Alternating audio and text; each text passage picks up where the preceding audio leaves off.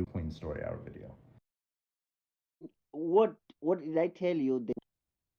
Yeah, but Because if God exists, the world has to be perfect. okay, this is the thing. Let me explain to you. If you believe that a person who has a cancer is a test to a person who doesn't have a cancer, that's a test himself. A person who have health can know a person who doesn't have health. Example, we take our health for granted, right? I'm healthy right now, right? I'm healthy, exactly.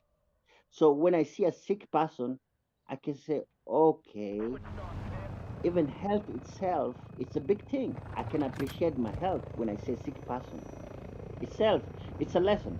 The It's a point lesson. that you were saying that God administers tests to everyone to be fair, but I'm saying that there are human beings that have gotten way worse circumstances, like, for instance, the 12-year-old that died from a brain tumor. That's a pretty horrible test that many people don't have to go through. It seems like if you're sticking by this idea that God is fair with respect to how he tests his creation, that seems probably false. Okay. Do you want everybody to be healthy, not sick, and you That's what think it will be I want. fair? Yeah, that's what I want. Okay. A health itself, you think it's fair everyone to be healthy, so that it will be a fair world, or the test will be fair. I want everyone to be healthy, not to be sick, especially good people. Okay, that's good. But the thing is, it comes to the second principle of Islam. There's another principle which says, in good and in bad, you have to believe it. In good and bad, it means like okay, if a calamity falls on you, you have to believe it.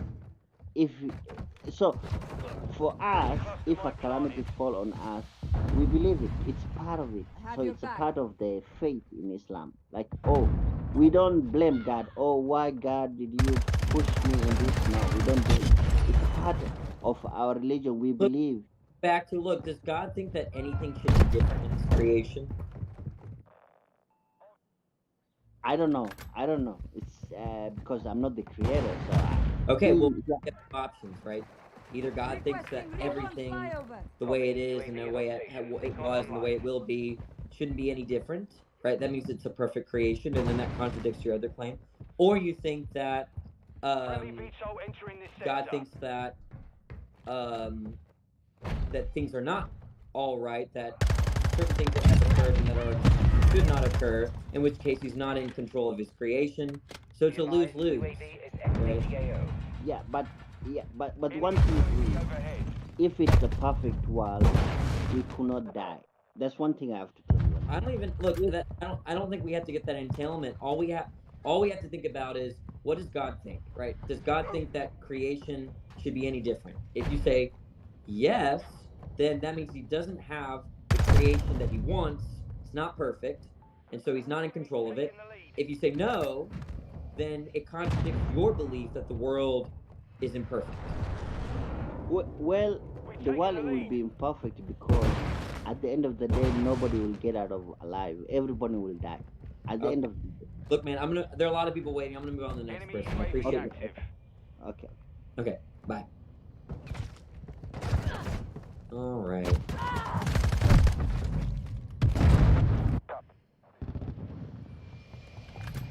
I don't know. Hey, Diana, what's going on? Hey, what's up, Josh? What do we disagree about? Hey,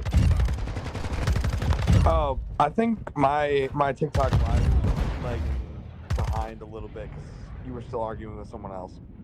Okay, but is it good now? But yeah, it's good now. But I don't know. I think I'm a few minutes behind. I don't know. It's weird. Okay. So I was just I'm Christian, but same God, whatever.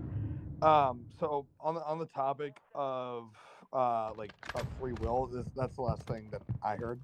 I'm not sure if you guys moved on from that point or not. Yeah, if you want to talk about, we can talk about free will. Yeah. Okay. So I mean that's what I heard that you guys were talking about. So the way I see it is so I mean in the doctrine of omniscience, meaning like God knows like all that is to be known ever, from like 0 to forever. There's like two parts to it. There's what is fact in the past, and then there is what is not simply just the past. So, like for example, like John Cena, in 1999 started his WWE. That's just a fact about the past. But then a fact not simply about the past would be John Cena started his career as WWE wrestler in 1999, and then in 2002 went on to win like the world championship or whatever in wrestling. So in the 2001, that is the fact would be about the past would be John Cena won, but that future, if you lived in 2001, that future would not yet exist. Does that kind of make sense? I'm trying to see how this ties in with everything. I'm getting to that, but like so far, are you kind of following? I know what you're saying. Okay. So from our perspective, all of that is fact and it is past. Setting mine. But if God is all-knowing, there is a fact about the past from our perspective, and then there's the fact that it's not simply about the past. So, if hold on. So relative to us, like that first part has already happened. Therefore, it's a fact simply about the past. But if you are living in that 2001, you still have a point in time where the future has not yet unfolded relative to everyone else on Earth, right? What are you getting this from? Paley. William Paley? Yeah. Okay, go ahead. You're not dying. Not today. I'm reloading. Do you know Paley at all? Like, have you studied philosophy? The maker, right? The watch. Yeah, but I don't like the watch theorem. I think it's dumb. I'm not a huge fan of that. Well, but yeah, same guy. What do you disagree with about free will? Like, what are you trying to tell me? Okay. Hostile cruise missile incoming.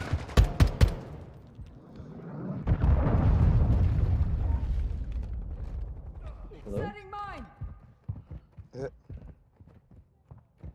Hello? You there? Alright, your connection isn't any good, so I'm gonna move on to the next person. I don't know if that was a promising conversation, to be honest. Okay, what's up, Johnny? What do we disagree about? What's up, boss? Can you hear me okay? Is my audio fine? Your audio's great. Awesome. First off, thanks for being open-minded and willing to host these conversations and these debates. I think this is where growth can come from. So I just want to kind of give it to you from my perspective. Now, I have my own issues with organized religion. So we'll remove, you know what, I might even agree with you about Christianity and Islam. I can see issues with both. But what I can tell you with absolute certainty is there is a God. Now, I think you might be looking at this picture the wrong way. So let me ask you this: would you agree with this statement? Humans are imperfect. We are, as we are right now, we are imperfect beings.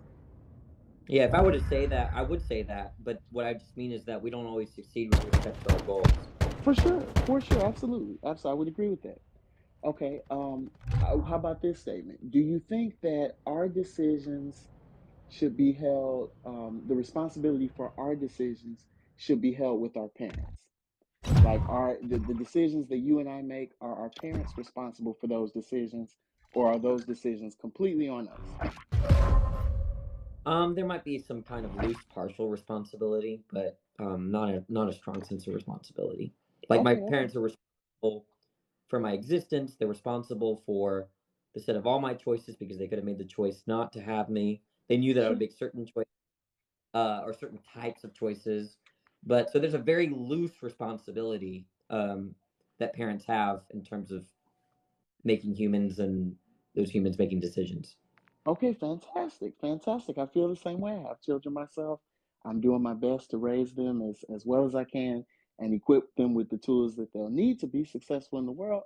But I realize that there's a point where they will have to completely make their own decisions. And so we agree with that. Okay, that right there though is exactly how I see God and No, in relation to us. wait, but they can't be exactly because parents don't know exactly what choices they know that they're going to make certain types of choices. They know that Yeah, they're likely to make choices about their education, about sexual preferences, and all that stuff. Like, precisely. but God knows every single decision that you're going to make prior. Yeah.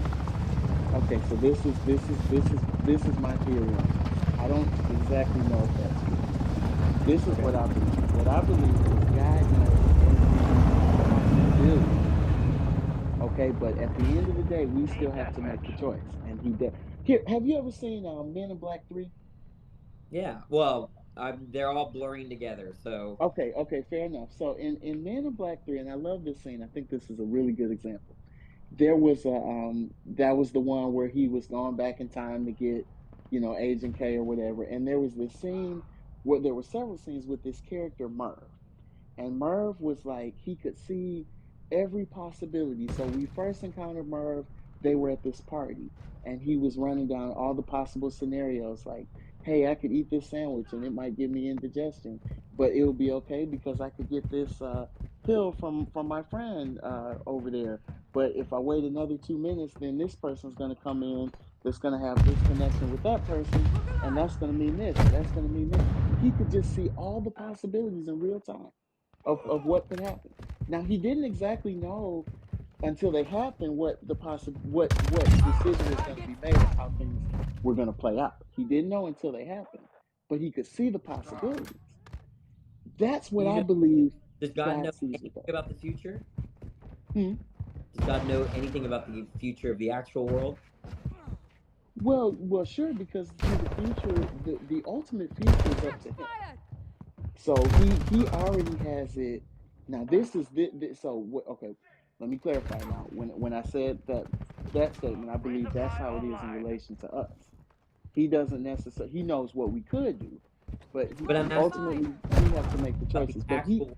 So I'm not talking about a possible world that's not actual. I'm saying like, does God know what if I'm gonna eat breakfast tomorrow or not?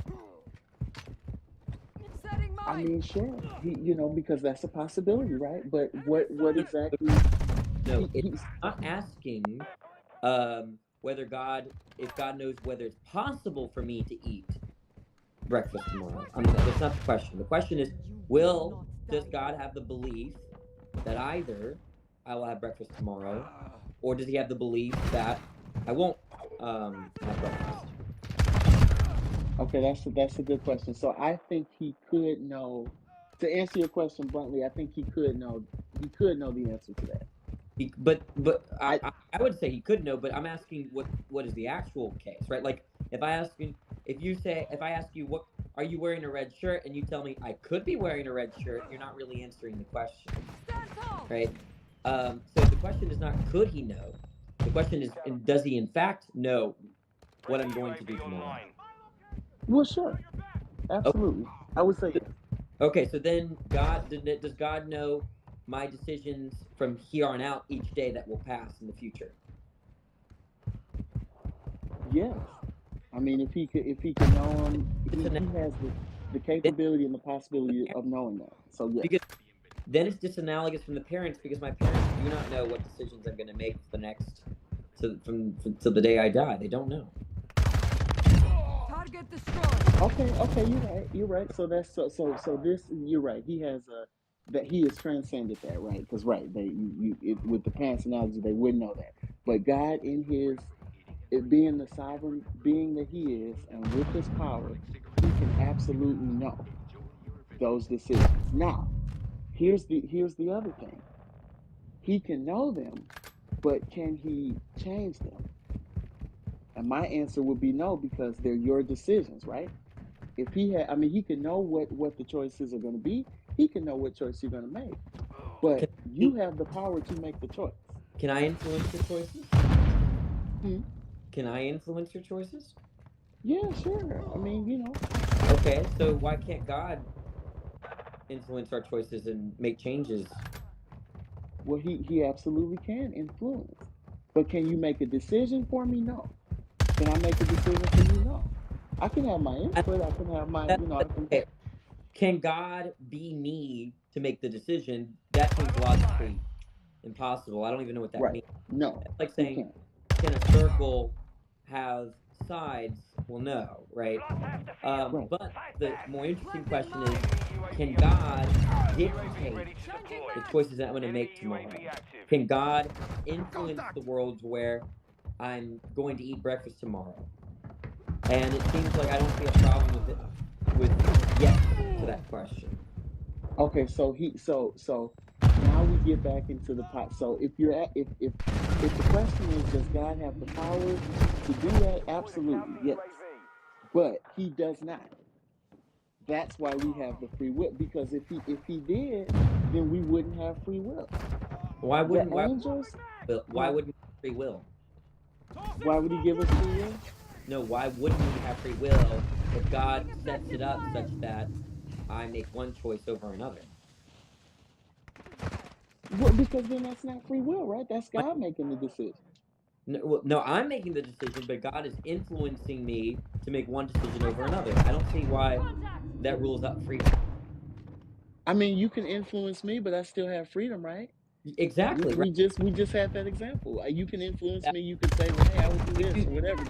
we do this all the time. Is that we cause people to make decisions, or we influence people to deliberate about deliberate in a certain way to come to certain conclusions all the time. We also force people to do things.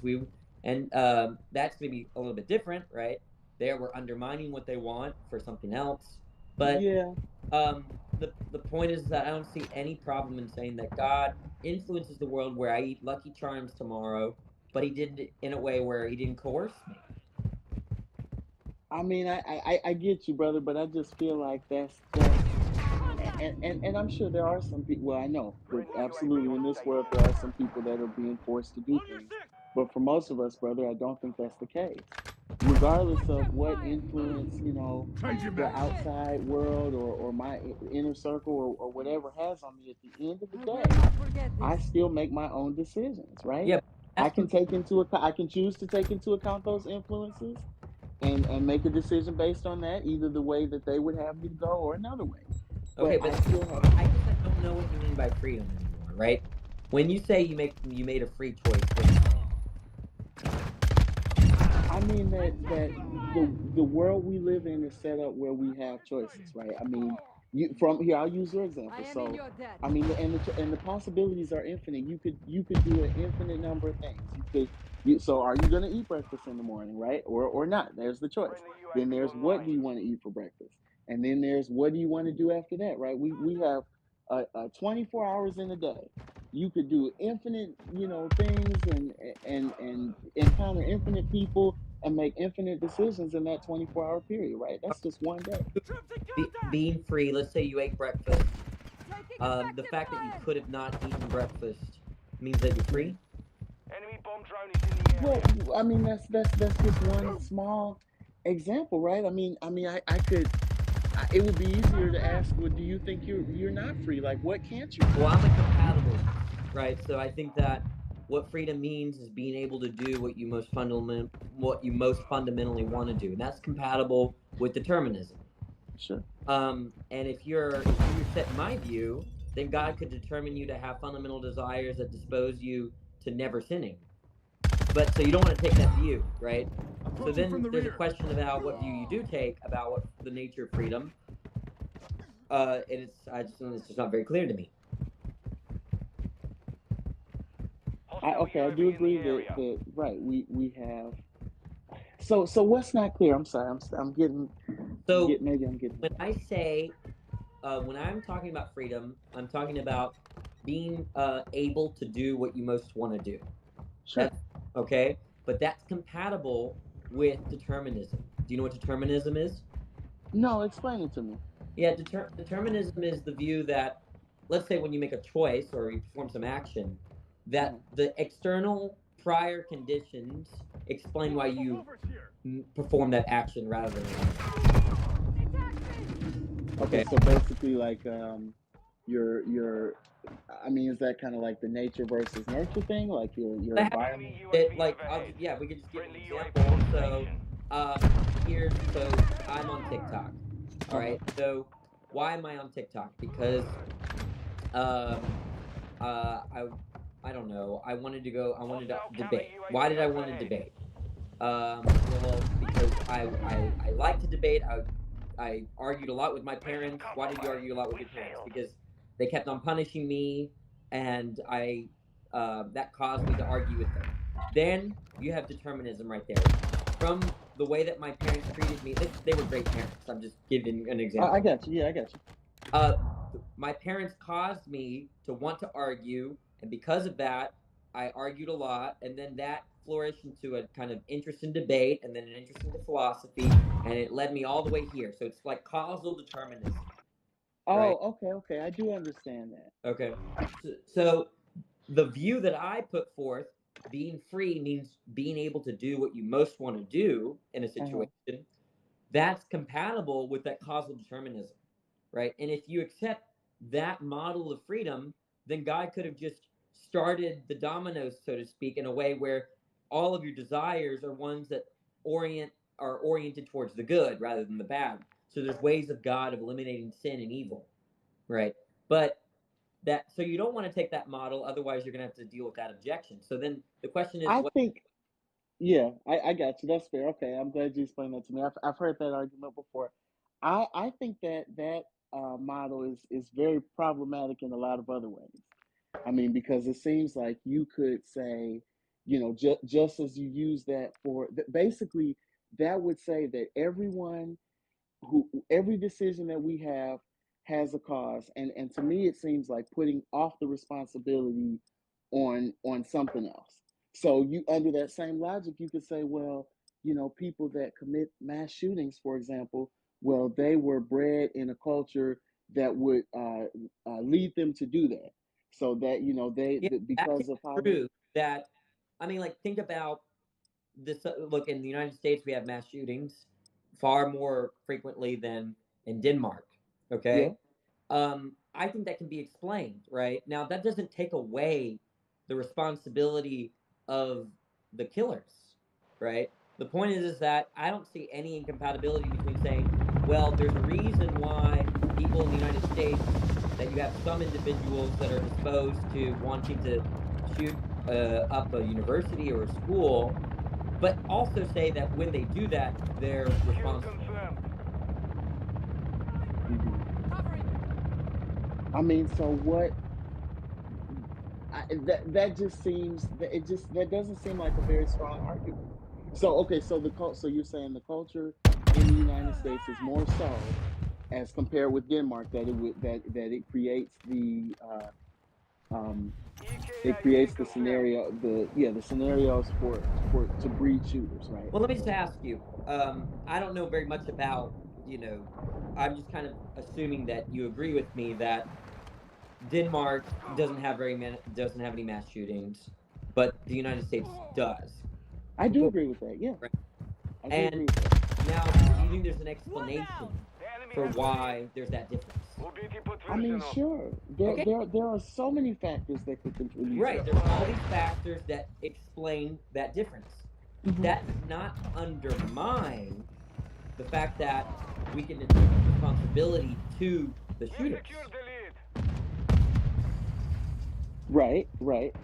So Okay. there, you're looking for a deterministic cultural cause as to why certain individuals might have formed desires to shoot up schools.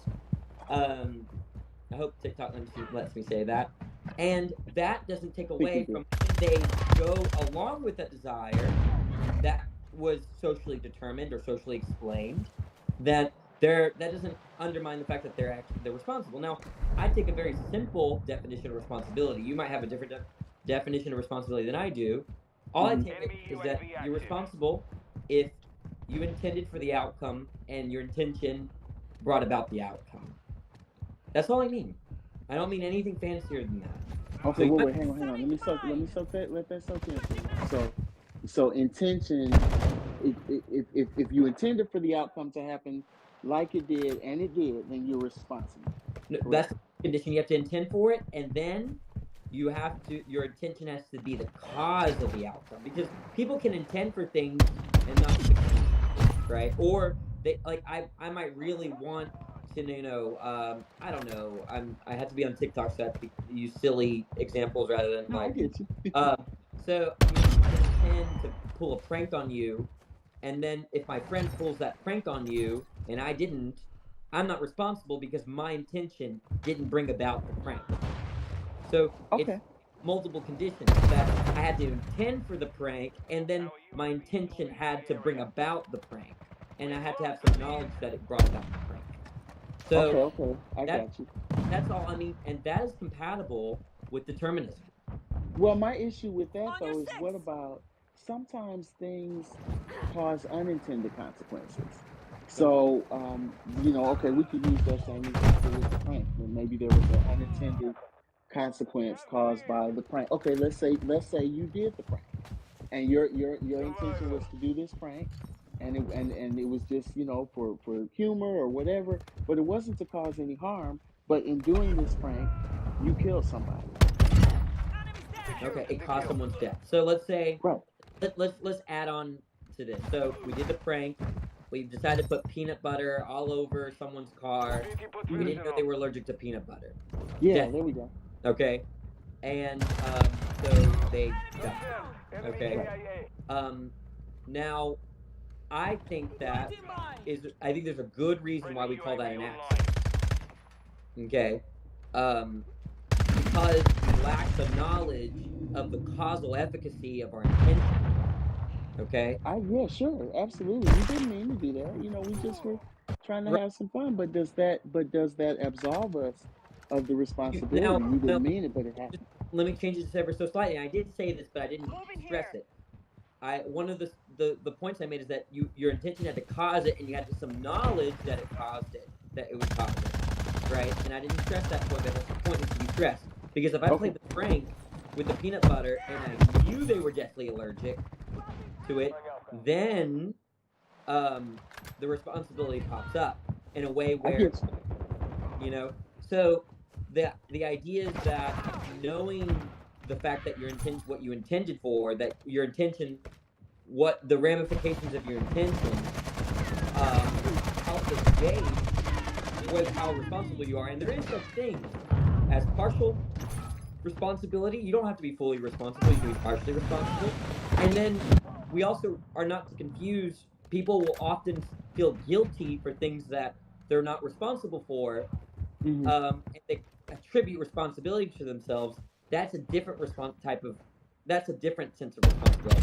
They just mean that they wish that it did not occur or something like that. But really, there was nothing that they, given what they knew at the time, that they ought to have done differently.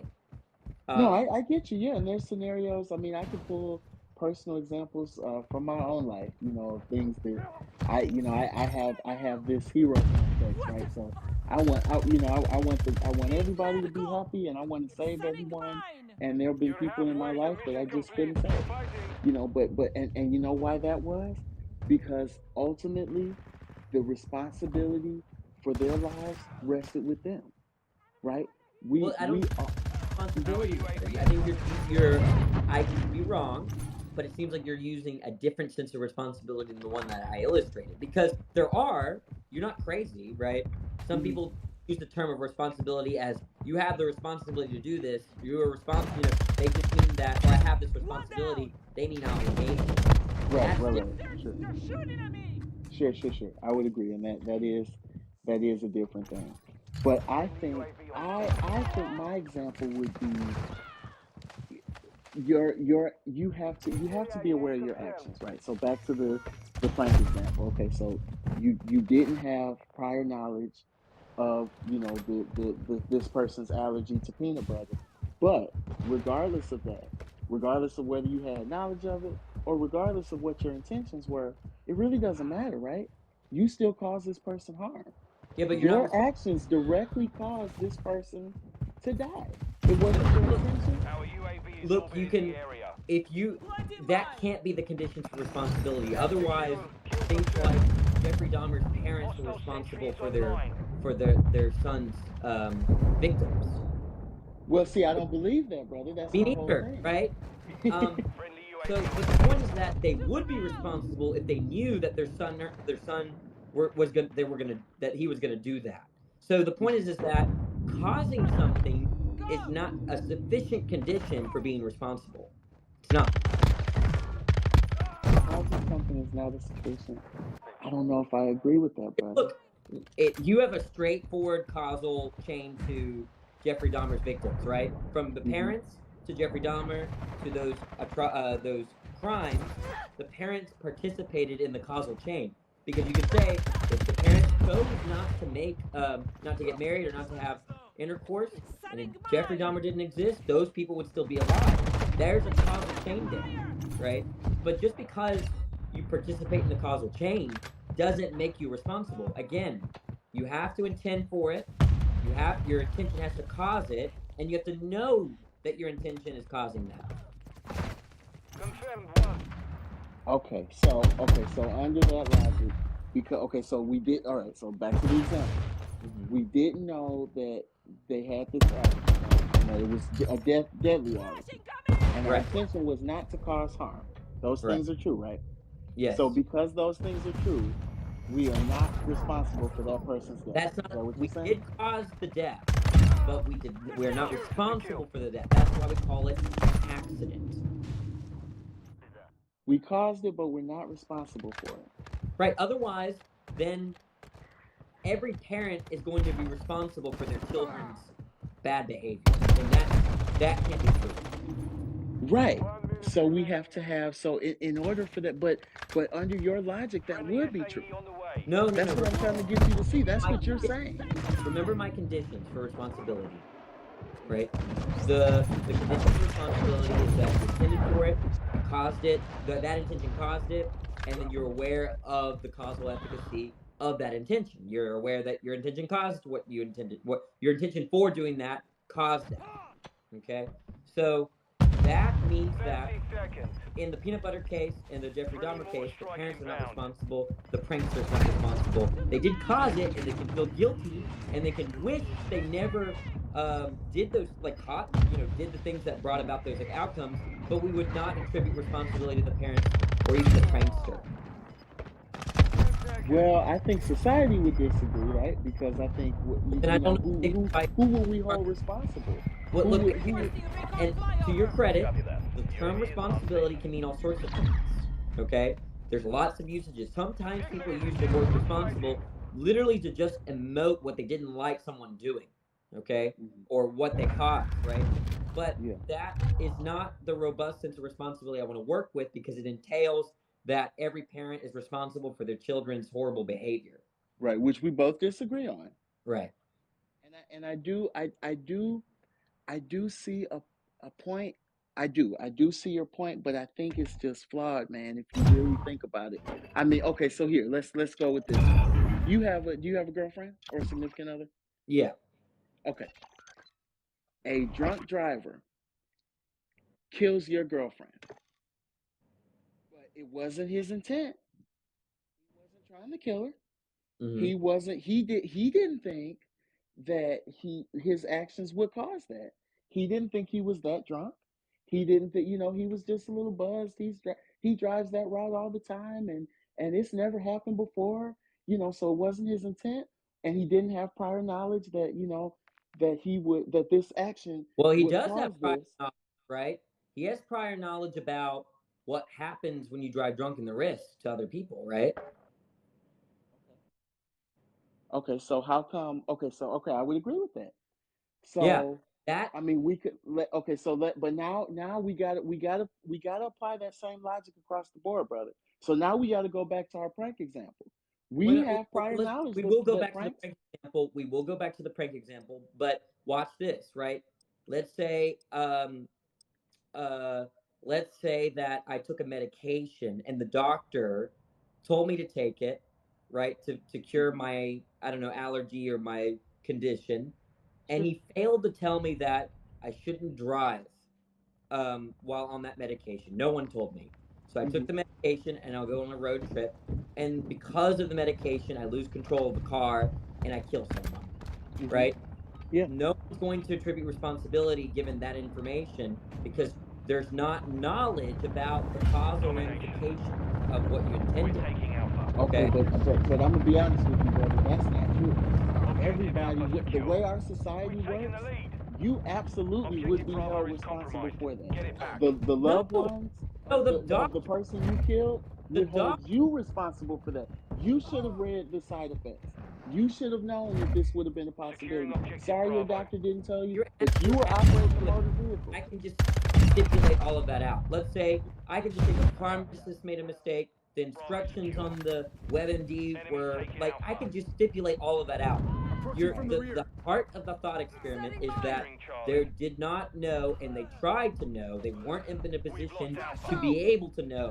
The relevant authorities failed in terms of what they should have conveyed to the patient. Okay, and so if I got in a car and crashed into a family of 4 and killed them all, right?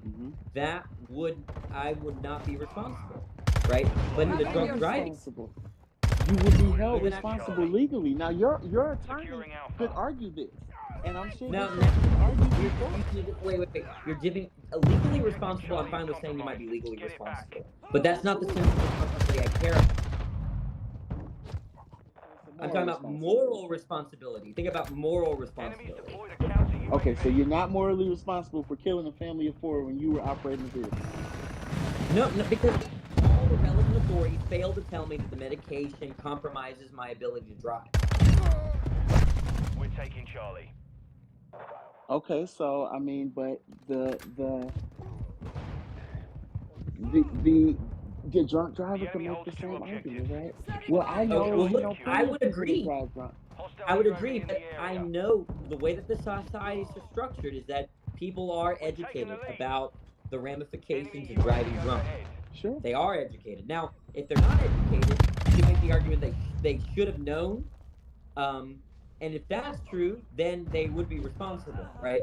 But you can even think of cases where someone is, a child or someone that didn't know better or someone that was forced to drink alcohol and then they woke up driving a car, like there's some kind of like setup, Sure, The point sure. is that what the way that we attribute moral responsibility is based on the level of knowledge the person has over the kinds of ramifications of what they intended for. I get you, and that does make sense on some kind of level, but at that I just feel like with that under that logic, you could basically justify anything as someone else's fault. There has to be responsibility taken with the individual. We are individuals. We make decisions individually. Wait, no, this is just not true. Take the peanut butter example, right?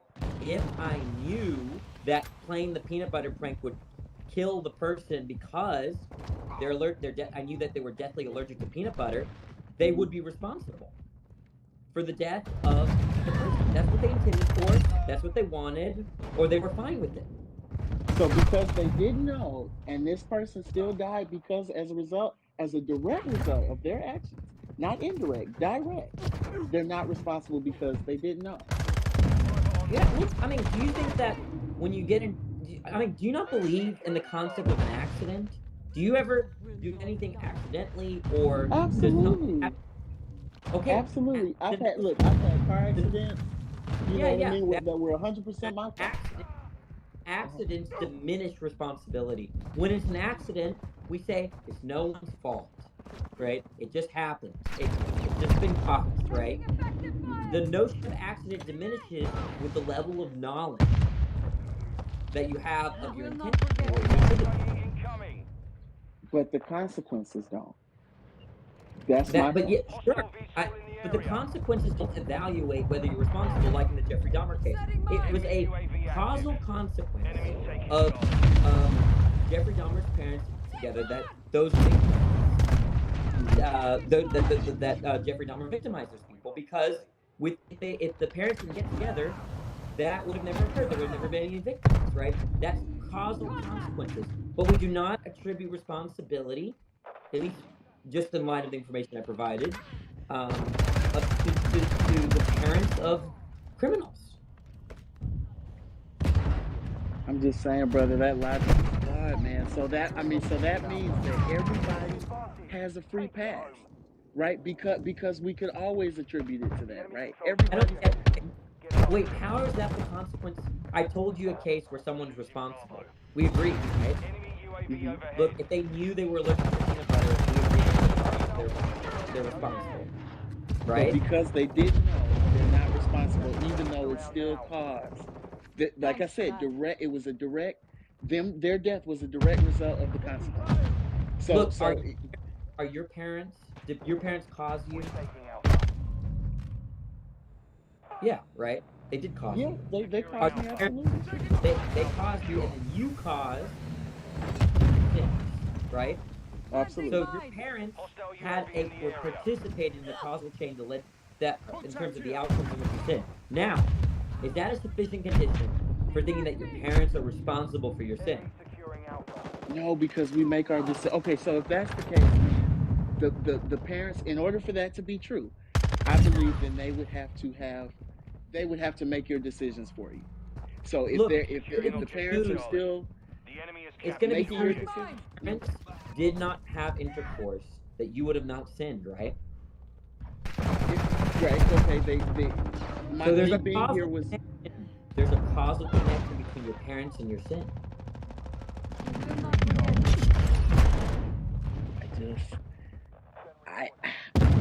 Well, okay, all right. So that's but the reason that logic is flawed because if that's true, that means that causation is not enough for responsibility. I'm fine with saying causation is a necessary condition for responsibility, but it's not a sufficient one, right? That's the idea.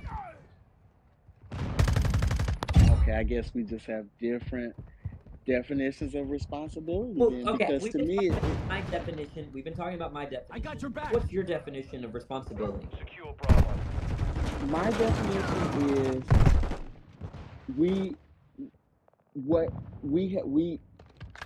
whatever decision we make decisions, right? Life is full of decisions. We make decisions. Every decision we make has consequences, positive and negative.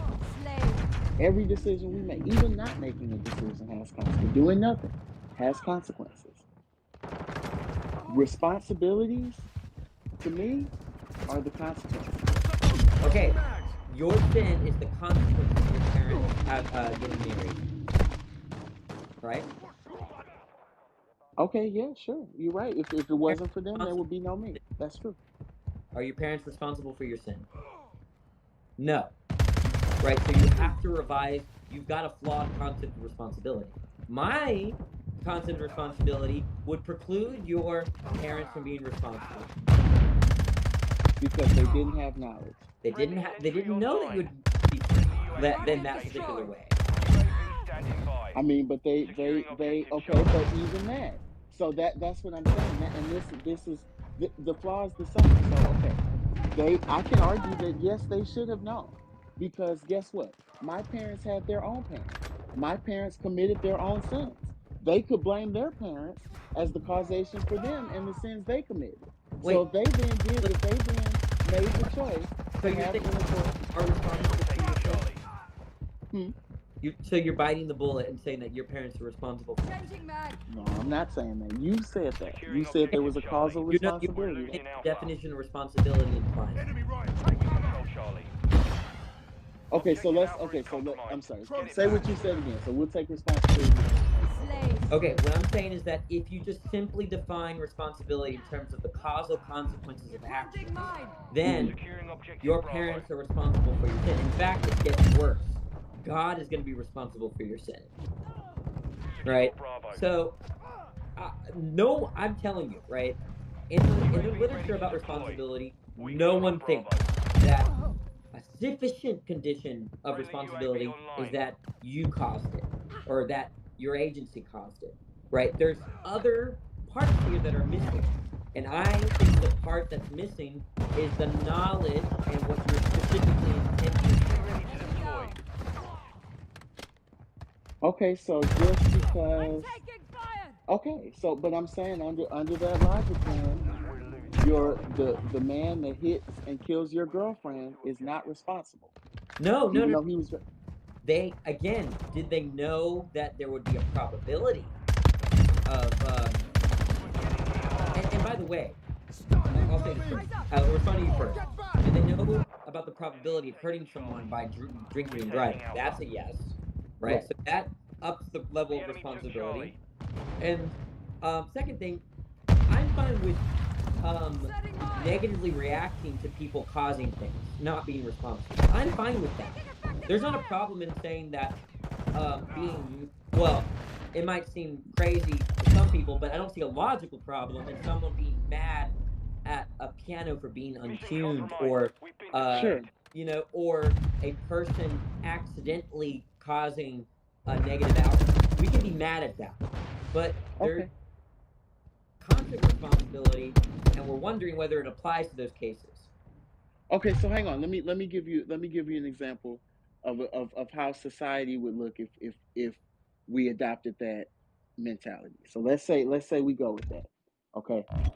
So so the person that hit and kills your girlfriend, we don't impart negative consequences on him because he didn't mean to cause it. No. He didn't have knowledge. I'm saying he caused that negative consequences. What I'm saying is that that's not a sufficient condition for him being responsible. Okay, so then we don't hold him responsible, right?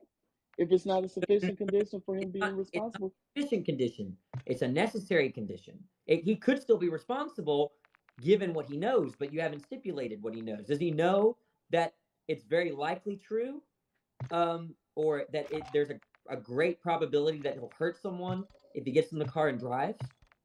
Okay, wait a minute, buddy. Now I feel like you're talking out of both sides, right? So now it's well, he should have known that because of prior experience, right? No, I didn't say that. I said, I'm asking you, does he know that the probability of hurting someone if he's driving drunk? Does he know that? No, his argument is he doesn't know. Okay. His argument is because, and look, and this is why he even has justification. He says, well, I've done this a dozen times before and I've never hurt anybody. I'm in my 50s. Real life, I've been doing this all time. Fine, two things. In real life, I wouldn't believe him. But let's say that's hypothetical. If someone didn't know, right, about the, and I gave the example of the medicine that the doctor did not inform, right? If someone truly didn't know the effects of alcohol and then drove drunk, just trying to get home and then killed someone, that the responsibility is diminished. Okay. Target area confirmed. Get to the hard point. Okay. So because they didn't know, the responsibility is diminished. Yeah, because remember, for me, a condition for responsibility is knowing the ramifications of what you intend to do. Okay. And we can believe that this man really just didn't know the ramifications. Well, you're stipulating that. I wouldn't believe anyone that said that, especially an adult. I would believe a child. A child drinks alcohol, and they play a prank, and they get really drunk, and they drive drunk, and they hurt someone. The responsibility is diminished. Okay, so here's my whole argument that to me brings that whole pillar down. I don't think that there is a reasonable that anybody that's living in the world today, or most people, I won't say anybody because I don't do absolutes. It's never, most things are never 100% anything. Right.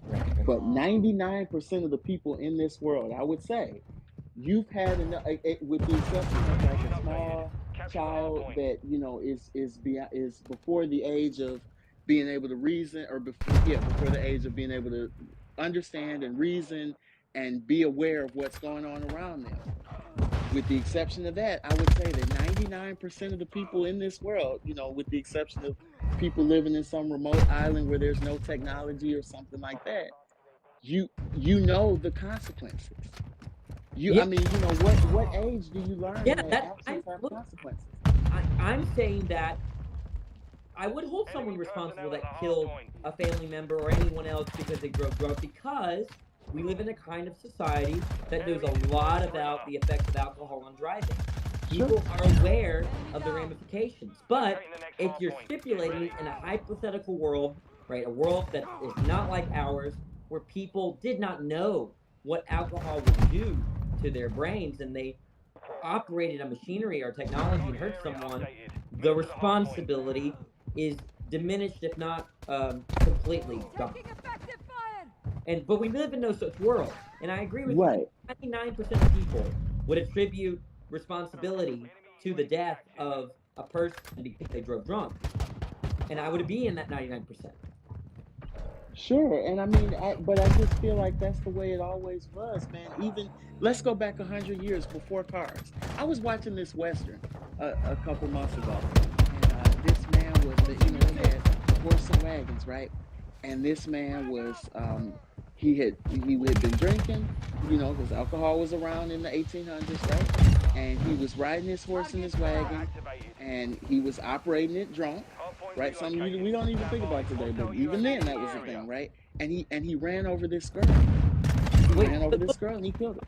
You're talking about a hypothetical, that's fine. But if you're talking about the real world, I would not believe him if he said, "Oh, I had no idea that it was going to be difficult to drive the wagon," because he's aware. People are aware of the effects of alcohol for thousands of years. Right. So I would attribute responsibility, but again, it seems like you're just equating responsibility with causing, and that leads to some crazy scenarios like all parents of criminals are responsible for their children's crimes. That is not true. That's the reductio ad absurdum of your view. But that's not my view, man. I'm saying that the responsibility lies. Look, earlier you said that responsibility is all about the consequences of your actions, the causal. Your actions, not anyone else. Yours alone, not your parents, not your girlfriend. Parents' actions led to their children making bad decisions, right? Secure the area. You chose to make bad decisions just because you were born. The question is, does a parent's choice or free action lead to causally or bring about other human beings making bad choices? The answer is obviously yes. There's a causal connection. But how? Okay, but that's not necessarily true. It's possible that they could produce human beings that could make good decisions. That's not what I'm disputing. I'm just saying that if you take someone that committed a heinous crime, it's going to be true, given our biologies, that they came or were caused about or brought about by their parents. Got your back. Right. So there's a causal connection that without the parents, they would have not committed that heinous crime. They're causally connected. So under your view, if responsibility is about the consequences of free actions, and if parents really act to have sex knowing that they would have a baby, and then that baby caused, further down the line, some horrible, heinous crime, no one is going to believe that just from that information alone, that the parents are responsible for the heinous crime. So you need to realize your concept of responsibility. I don't see it that way, man. I absolutely. I mean that because to me, then that gives that mentality right there allows anything to be justified. No, that takes away all of the responsibility. If you see it like that. I need to hear the argument for that. This is the third time you've claimed that, but I hear no reason to believe it. Examples.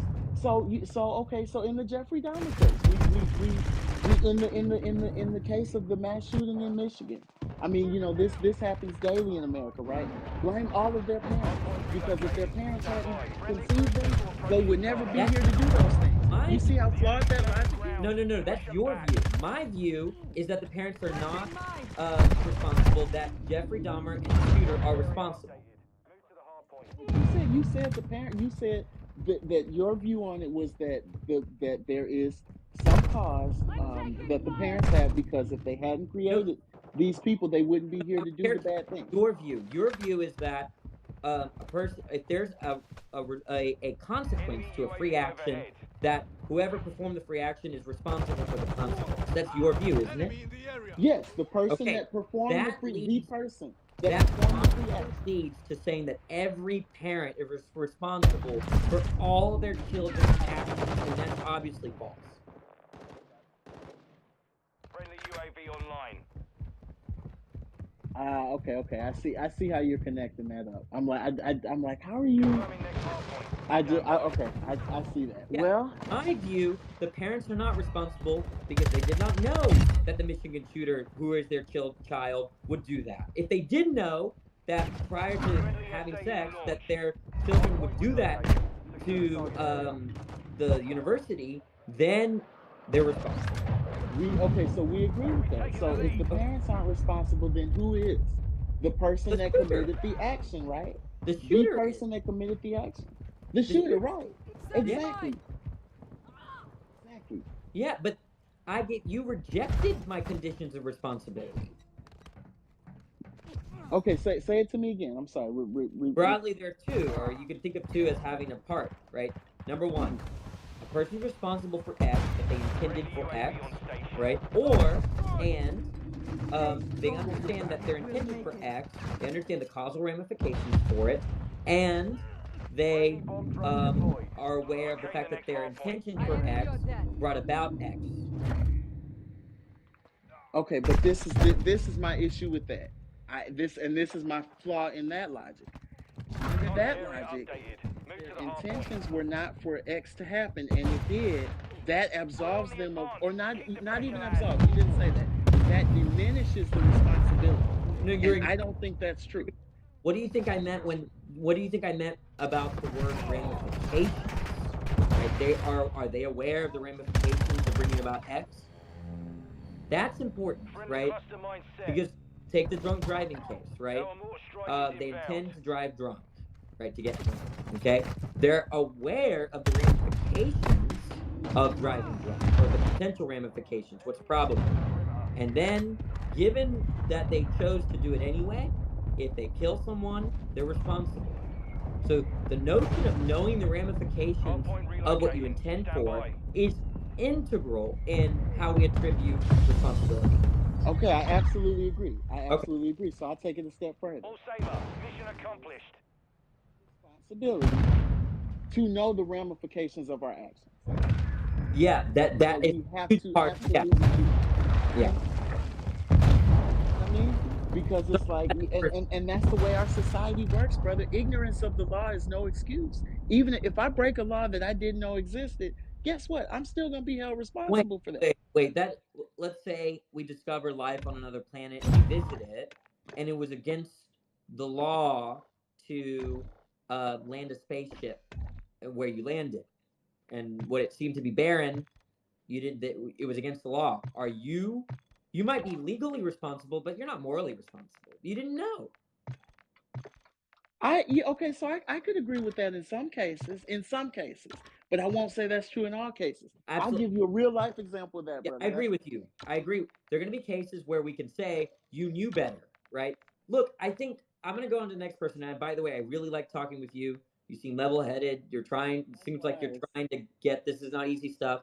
But I think what I feel like you're undervaluing is the component of knowledge. You're valuing causation more than the knowledge part when you intend to cause something. I think both of them are critical, and I think that's our disagreement. I'm going to give you the last word.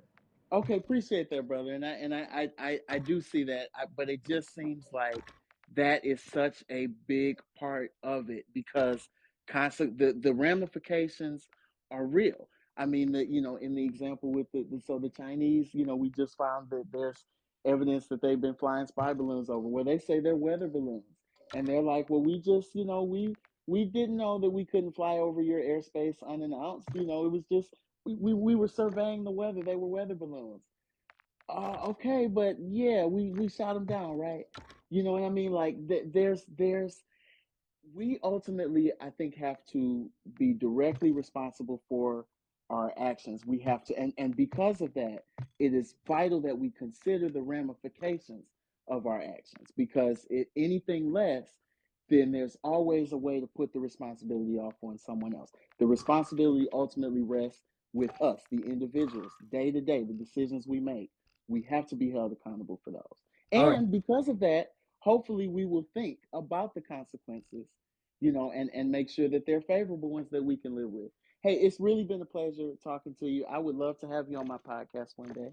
So Yeah. if you want to hit me with the follow, And yeah, you're good to talk to. Thank you. yeah, likewise. Thanks for having me on, and enjoy the rest of your weekend. You too. Bye.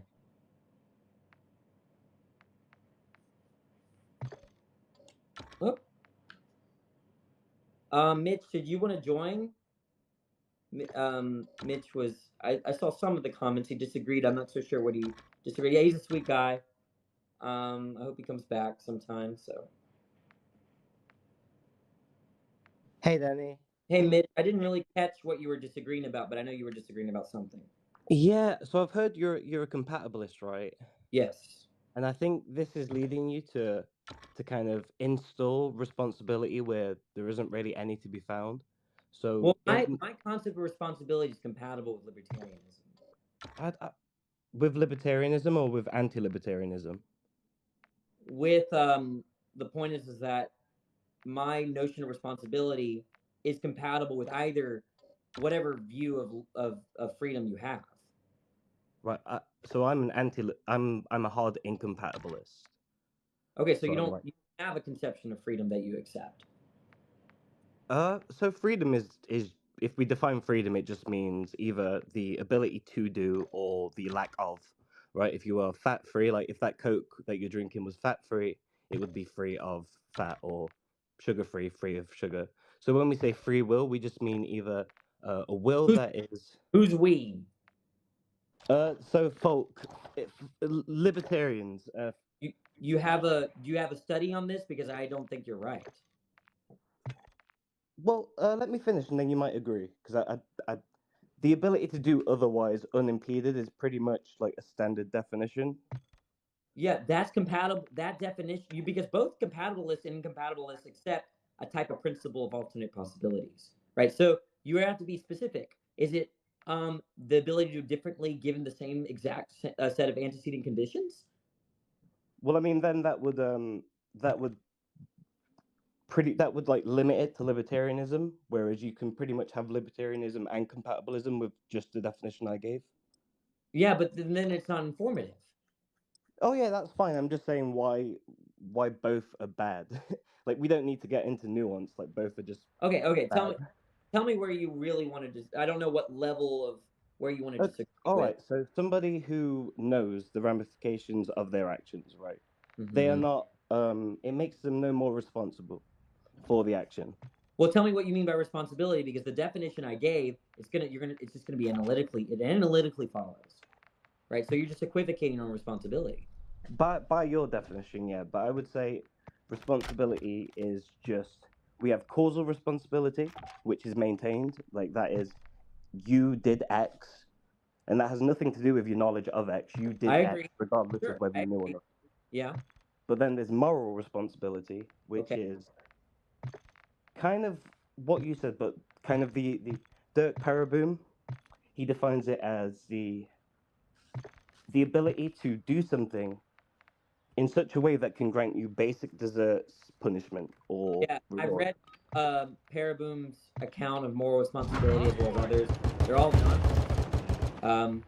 But because I don't know what just desserts are supposed to be, that seems to imply a type of moral realism or a vague notion of moral responsibility.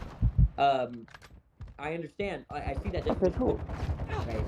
And I think that the people that work in the freedom of will, in the free will debate, are sort of ignoring the problems in metaethics, and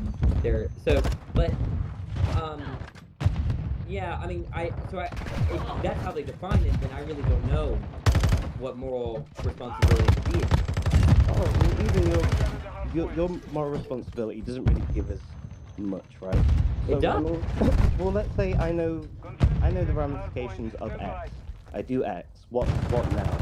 What do I deserve? Or I'm not saying you deserve anything. Nothing about my my notion of responsibility. A certain kind of reactive attitude. okay, so no reaction still. I'm just saying there's no question. Right? Like, is that whether or not we disapprove of whether, if someone's responsible for X, let's say we met the conditions, there's an open question about what we think they deserve or what should happen.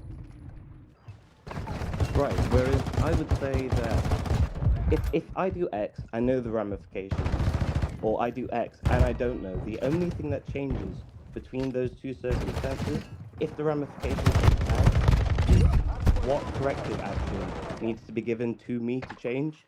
Because if I didn't know that drinking would have got me drunk, and when I caused an accident, what I need is education on how alcohol works, right? And but if I did know, Okay, then what I need is but that proves some rehabilitation. But that true that corrective action isn't conceptually entailed by that person being responsible. It's entailed by our stances about certain outcomes. Well, yeah, sure. That's why I say that responsibility is kind of, like you said, it is kind of an open question. And it doesn't really give us much, like any kind of. I mean, it might be a necessary condition for, well, it's all in terms of how we respond to what was given to us, right? But it gives us a certain attribution of cause and a certain. Okay, so think of commitments as desires or commitments, and commitments are basically the kinds of conditions where we recognize we're out of accord with, we aim to correct ourselves, then there might be something there, but that's implied by the nature of the commitment, not necessarily the nature of the responsibility. Well, yeah, exactly. So I think it's just identifying the correct cause. Like, what caused you? Was it your ignorance to alcohol, or was it your kind of inability to know the ramifications and still act on it? Because these are just two psychological issues that can be fixed. It's just the extent to which we fix them. If we do, like, we might not act, but we don't live in that society where we don't. So. Okay, well, let me. Yeah, look, I think I'm agreeing, but the point is that I care about when someone's responsible. That just means that if I care about certain actions where that person caused it and they knew what they intended for it and they knew the ramifications of their intention, I'm gonna have certain reactive attitudes about it. So in that sense, it matters to me once I've identified those conditions, because that's gonna imply a certain type of response that I have that hold myself to, right? And so on that level, responsibility is important. But I just don't think it's. I fail to understand the importance of responsibility outside that context, like when we talk about just desserts as in a stance in a different way.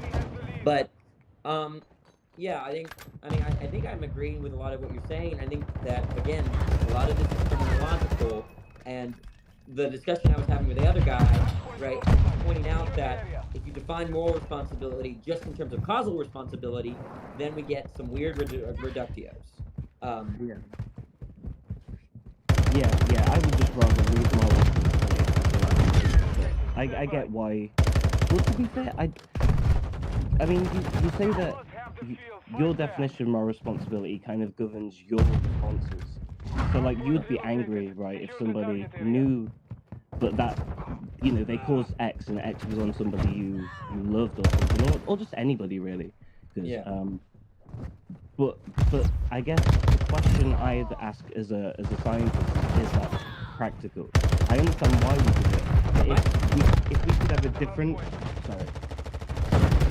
Sure, go finish your question. I'm sorry. Oh yeah, no. So if we could have a different outcome, I mean, I'm not saying this is likely because of the society, and because of, but if we could head towards that by kind of dropping moral responsibility and really understanding that even our reactions are part of this causal web, and looking for those reactions Yeah. as well. Like Located the next hard it point. just Get becomes a ready. lot cleaner. We don't need to, because morality is just so messy, and adding it to anything, it not only pollutes it philosophically, but emotionally, it can And when I you know, say moral responsibility, I really, the term moral, because I'm a moral interpreter, I agree. There's like it, you know, morality as a term is just all over the place, and it's vague, and there's indeterminacy about what it refers to. But I, here's where I agree, that we should be wary about what our reactive attitudes and what it brings them, and realize that, hey, I'm going to be mad at this person just because, you know, just because they're responsible. I'm not getting mad because of some other ends about society and happiness, or you know, maybe some utilitarian ends. Like for instance, take punishment. We live in a society, even underneath all the legal systems, where we just think that we punish them because they just did it. They're responsible, and I'm fine with that logically speaking, but I think we have to admit that to ourselves, that we kind of just, and this is kind of what Nietzsche is implying, that we take satisfaction in punishing because it's kind of compensation for what they did. We almost enjoy it, right? And maybe not enjoy it in the normal sense of the term, but the fact is that if someone hurts our family, we take it when we do something back to them, it's a kind of satisfaction because they've compensated, right? And I don't think that's readily admitted by people, that we dress it up as a kind of, oh, well, deterrence or utilitarianism, when it's really not that. We just want to punish. And I think that's kind of the vibe that I'm getting for you, is like, what's the practicality in wanting to punish someone simply because they caused it and they knew the ramifications? Is that kind of where you're coming from? 100%. Yeah. And you said it. You hit the nail on the head. We just need to admit, hey, we're pretty sadistic when it comes to that. We do enjoy that.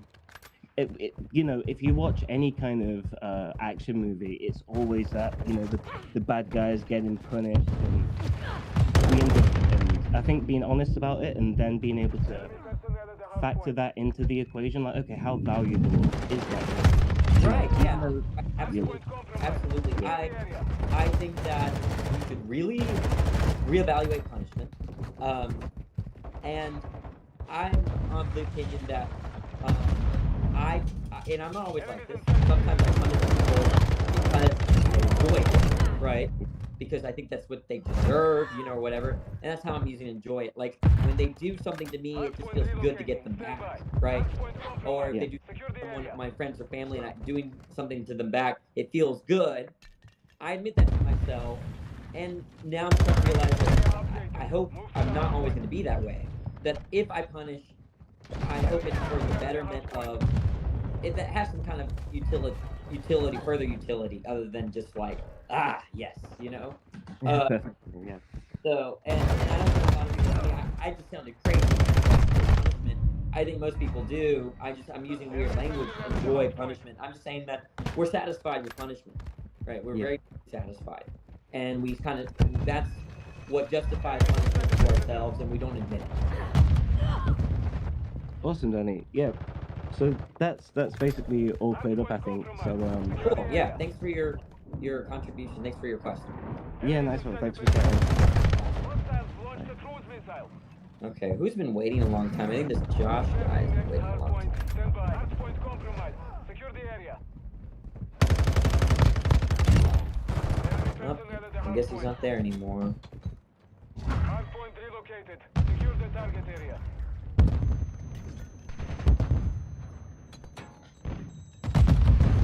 Oh, hello. Hey, what do we just... Well, I'm atheist, but I have some points that I would like to say here, Return to base. Wait, if it's okay. for debates and disagreement, is that what you're here to do? Well, it's debate for sure. I don't know if you agree with my points or any of the people in comment section. Okay, look, I'm just gonna move. I only got a finite number of Wow, I only have a few minutes. I want to go to someone that I know they're gonna. Okay, no problem. No All right. problem. Maybe another time. You have a great one. Okay, see. Bye. Thank you. Sorry, guys. I'm trying to go fast because I want to go to bed soon.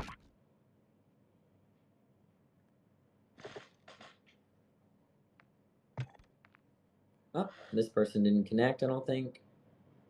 I might get off early today.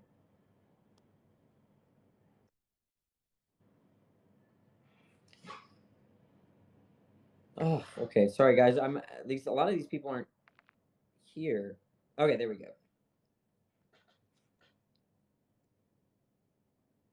Oh, everyone's disconnecting. I guess they've been waiting a while, and they left. What's Yeah. up? Disagree about? What? What? What do we disagree about? All right, that Christianity is false, like you Why do you say. think it's true? Pardon? Why do you think it's true?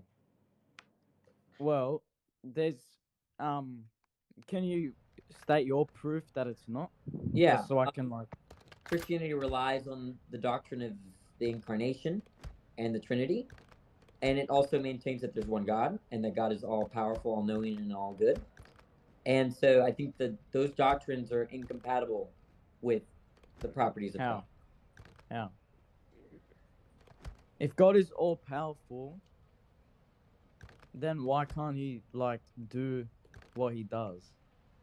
Like Well, make God- the world God has power to do- himself.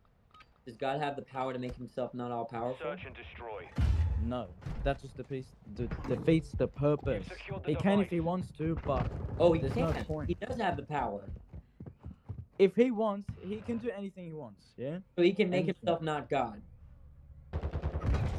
It's like Yeah, he but can. He can. Yeah.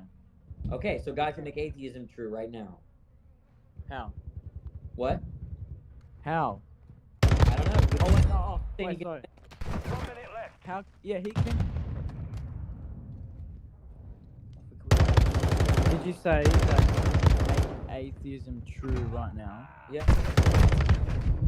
Why would he do that? Why would he do that? I don't know, but I'm just asking. That's does he just have a the power? stupid idea. Yeah, sure. But does he have the power? Down to you. Finish the mission. Yeah, he does. Yeah, he does. Okay, so God isn't necessary. For any He's necessary. He's 30 independent. seconds remain. Hey, say God takes himself out of the equation, alright? Then everything else gets taken out of the equation. Are you over Alright, the- the Let's galaxy, the not universe. repeat it. Sorry? Are you over the age of 18? Yeah. What's your birth year? 2000. Okay.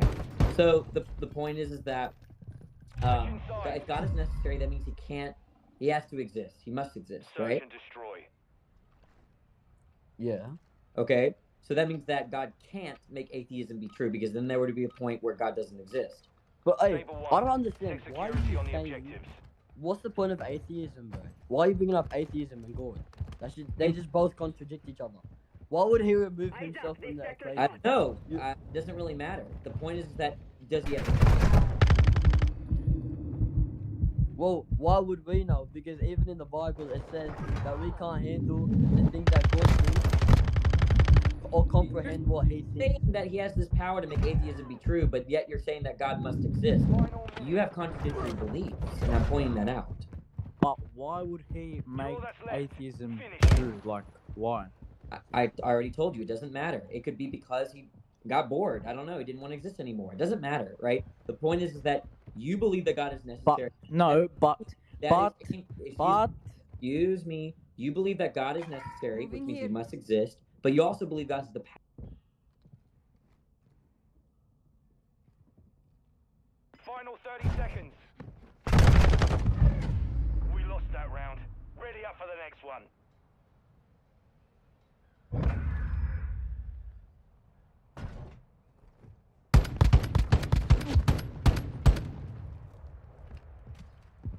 Switching sides. Power. Search and destroy. is it yes or no? Sure. I don't Is know it very yes? much about it. I don't see the relevance. So are you just like, you don't believe in anything? I All believe Saber, that you find have a charge on the people target and are level it. incoherent and that you have a contradiction on your hands. We've secured the bomb. Alright. I'm gonna switch it up a bit just for now. All right. What do you gain? No. What do you gain as believing in nothing? What do you gain? I don't believe, Like, in many things. I believe, for instance, that you have contradictory beliefs. no. But what do you gain? So when you die, okay, let's say that either Muslim, any other religion other than 1 minute atheism left. is real. Like there's a God in any other religion after that. What do you gain, bro? You gain nothing. Gain from As what? an atheism, sorry. What do you wait? But why would the belief in theism gain? I can't hear you. Say it again. What you're asking me? What does atheism gain? And I'm asking you, maybe. Well, I'll answer your question. Maybe nothing. But what does the Launching belief in bomber theism Alpha. gain? Afterlife. It's Device like in place. there's Countdown True. started. How you're ruling out a God that only lets people that are atheists into heaven? when It Took a gives us victory the there. power of Prepare free to will. repeat it. That's Something that you might not understand. Pointed that the belief in theism is just as valuable as the belief in atheism, right? Because But it's not, because atheism isn't true. Christianity is Search and true. destroy. not like you've shown that. So far you've shown. All that- right. Do you want me to give you some proof? No, I already gave an argument. I showed that you have contradiction. Do you want me to Saber, give you proof defend the objective. that Yeah. the Christianity is right? Go ahead. Yeah.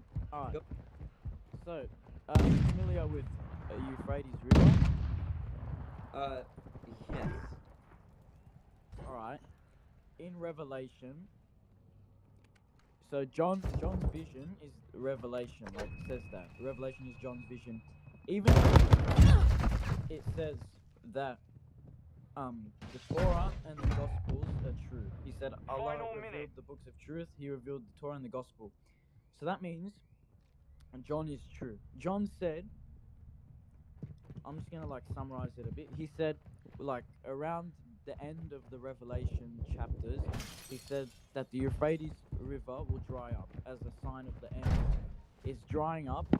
Jesus calls himself Omega in a verse. I'm not sure which one it is, but he says that you can search it up if you want. He says Alpha. He's the Alpha. Seconds remain. The start, the beginning, and the end. End means Omega. The Euphrates River is drying up in the symbol of Omega. You can search it up. It's right there. Yeah. Also, Know that God exists. because it's in the Bible says that. Way before it actually happened. Way before 2000 before. Hey, sure. We took Let's a loss say the there. Bible Let's made a not repeat prediction it. that Joe Biden will become president in 2020, right? Let's just say he made that prediction. How does it show therefore God exists? Because there were Because also other It's predictions. 2000 years ago that they predicted it. How does it show? But that's what I'm asking. How does Search it and show destroy. that a 2,000-year-old prediction that came to pass, as specific to Joe Biden being president in 2020, how does that show that God exists?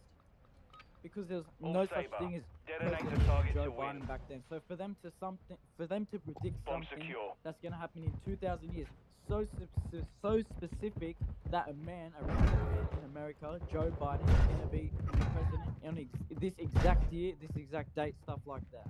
Like, how do you just predict that as Yeah, a prediction? tell me why that shows that God exists. You haven't told me.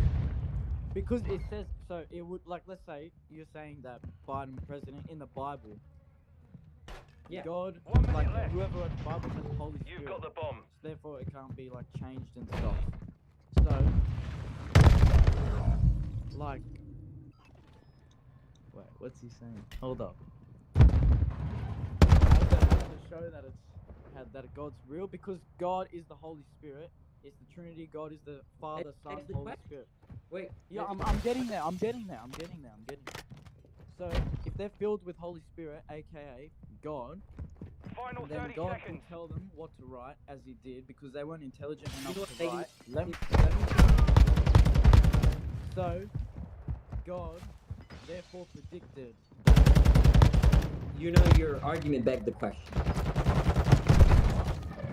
You We gave lost that circular round. reasoning Ready to up beg for the the next question. one. When you stipulated that John had the Holy Spirit and the Holy Spirit is God, that's just what you're trying to prove. What do you mean? Do you know what begging? Switch Look, inside. like for instance, if I said you asked me why is atheism is true, and I'm gonna Search say, well, and destroy. atheism is true because we live in a world where there is no God. That's begging But the we don't. right. All That's saber. circular. Secure a perimeter around the Begging the objective. question. So when I ask why does it show that God exists if there's a prediction made 2,000 years ago and it came into fruition, and then you say, well, because God was in John or influencing John, that begs the question because God exists in a way where John All has right. All right. So let's say, just as an argument's sake, let's say Egyptians. How long ago was that when they built the pyramids?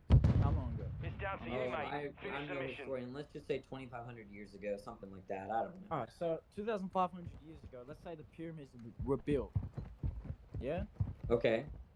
And let's say the Egyptians were Christian. So if they wrote on the hieroglyphics or however they wrote 2,500 years ago that 30 Joe seconds remain. Biden was going to be president of the United States of America Enemy in bomber 2021 exact date, exact time, how does that not? How the hell would they predict that 2,500 years before it happened? The exact time, date, But person. I don't know. But the point is that it's a God of the gaps problem. If you just say, well, God must explain it. Well, there's no other thing That's that exactly would. gaps, right? I don't know what could explain it. We Therefore, took it a must loss be there. God. Let's not God of the repeat it. gaps. But there's no actual other thing that, like, you can't just say, let's say a pigeon. There's no actual Claim that it has to be God. It can't be any such thing. Now I want the argument for that. Can't be any other thing.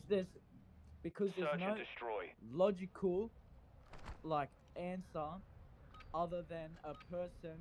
or Argue. not Give me person, the argument for but I am. Saber 1.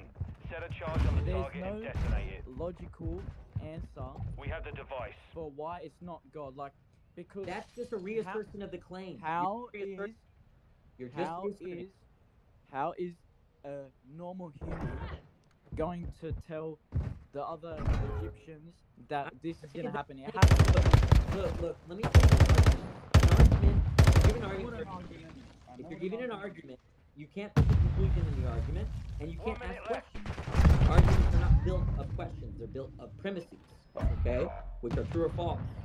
Okay, so that it can't be anything other than logical.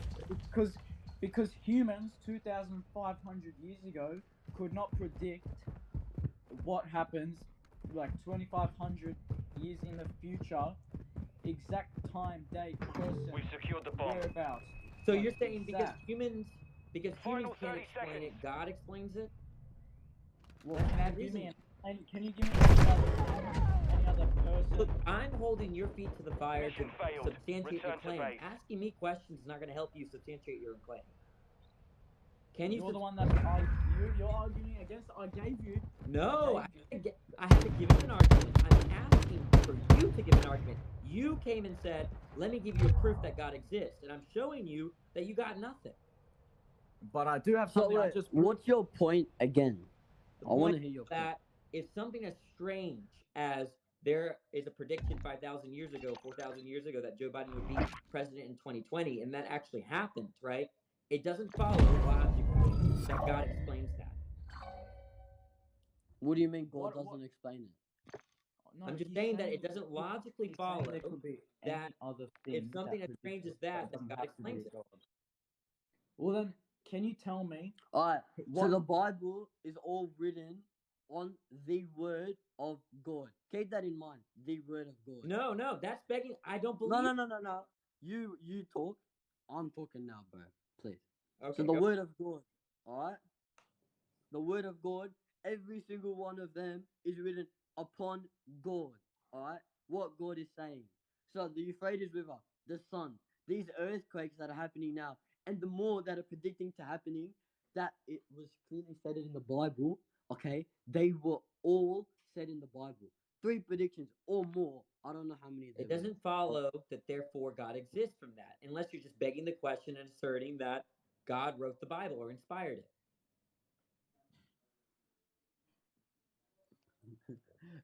Okay. All right. So what I'm gonna do now is I'm gonna bring up another analogy or something for you. All right. So listen to this. Yes, can you close the light? Give me 1 minute, please.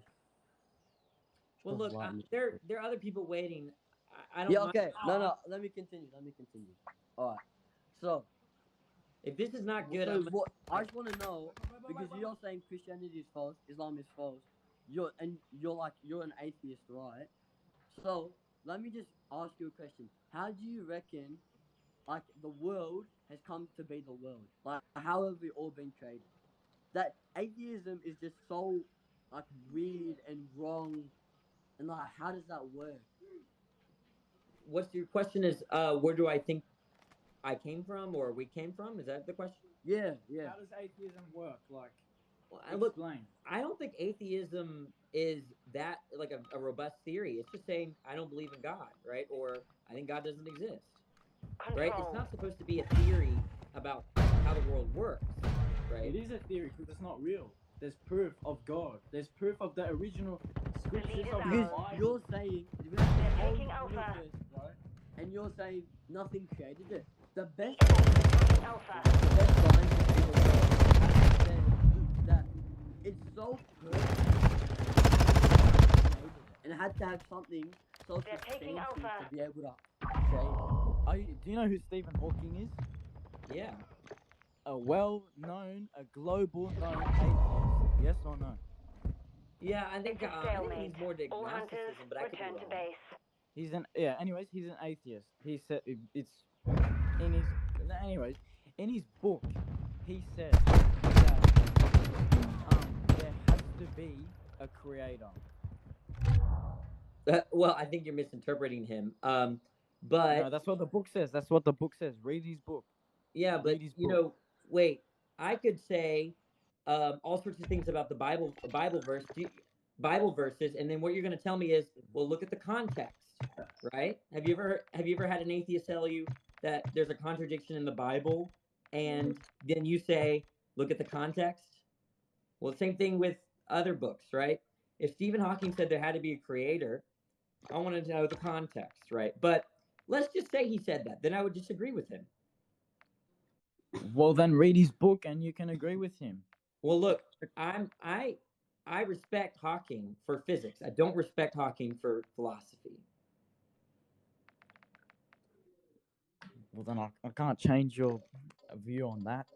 On Right. like. So I'm gonna go to the next. I guess. Alright, No, before we wait, finish off- wait. How many people are you allowed on? You can have like 3, right? Do you have friends or something?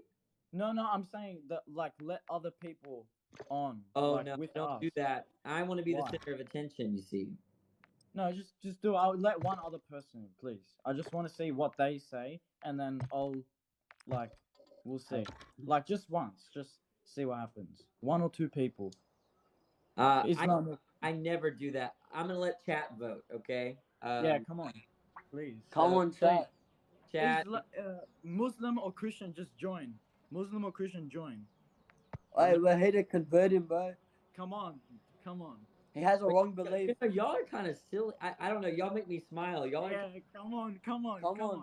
They all agree that you're in a different world, bro. Come You on. have a weird belief. Come Yeah, on. my boy. Yes. All right. Who's this guy? Okay. Awaken and I know each other or know of each other. He's a Christian, right? Yes. All right. Well, Alright. what do you think about their arguments, Awakening? I mean, I wasn't fully listening to. I listened to like maybe half the last like 15, 20 minutes. And Search and Danny was destroy. pretty much saying like you're making a presupposition that like God exists by like referencing the Bible and stuff like that. So like from like Danny's worldview, like obviously he's not gonna take any of that with a grain of salt or like even believe in it because there's no presupposition that it exists.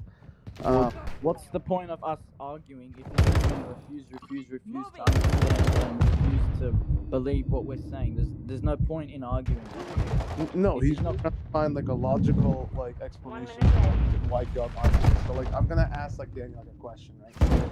Danny, like, why do you believe like the laws of logic exist? Like, do you think that like the laws of logic exist like mind independently?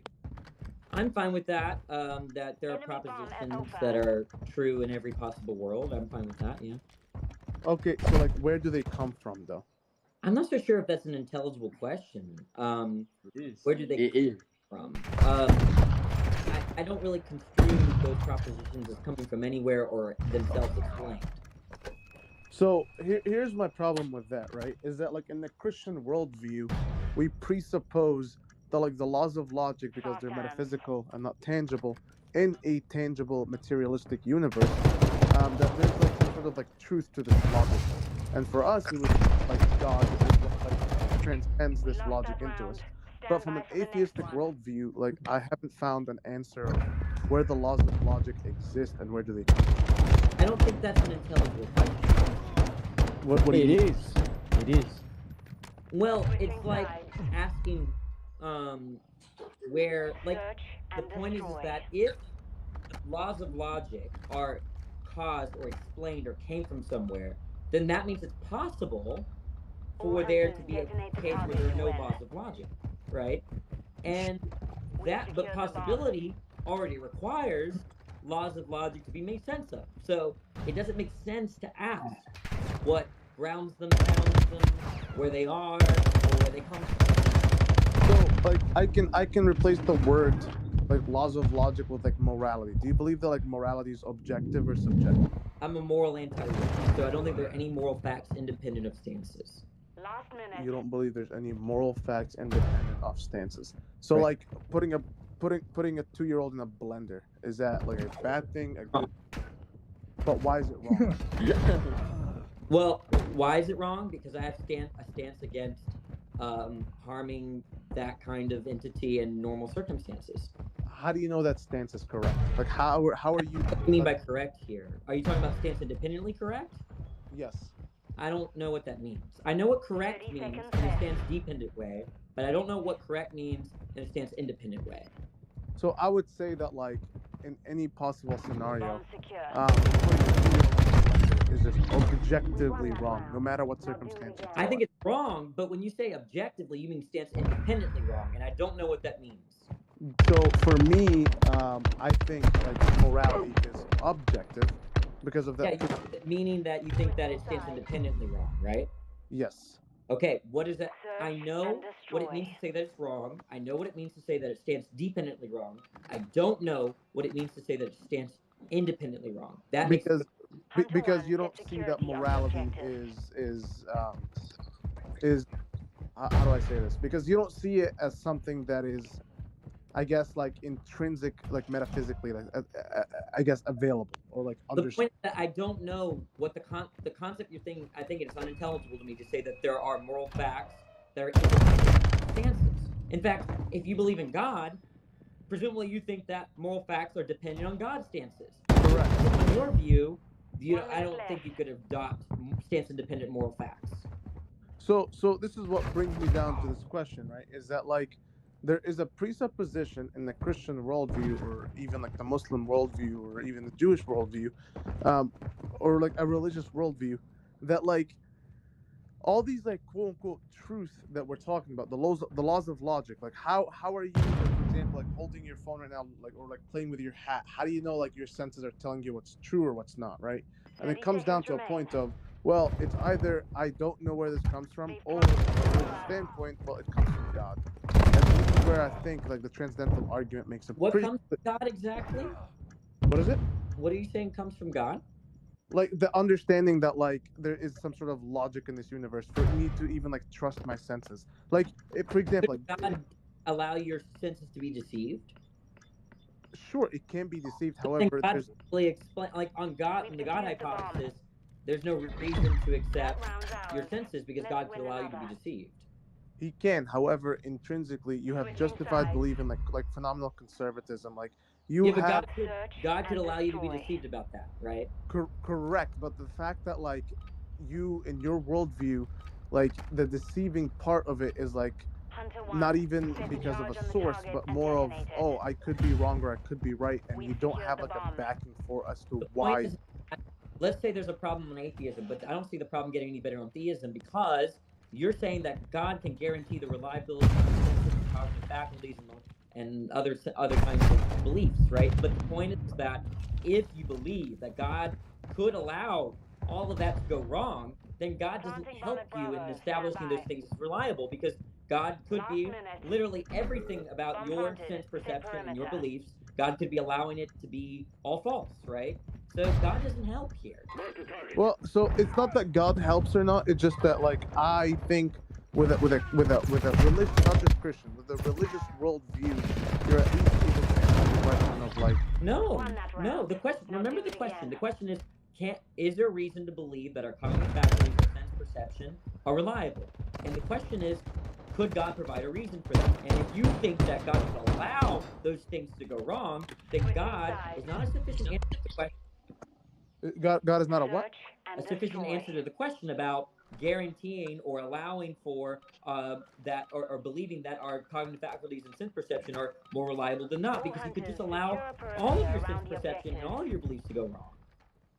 Sure, he can allow, but this allowing part of it is pre-assumed that like God ultimately has this under control.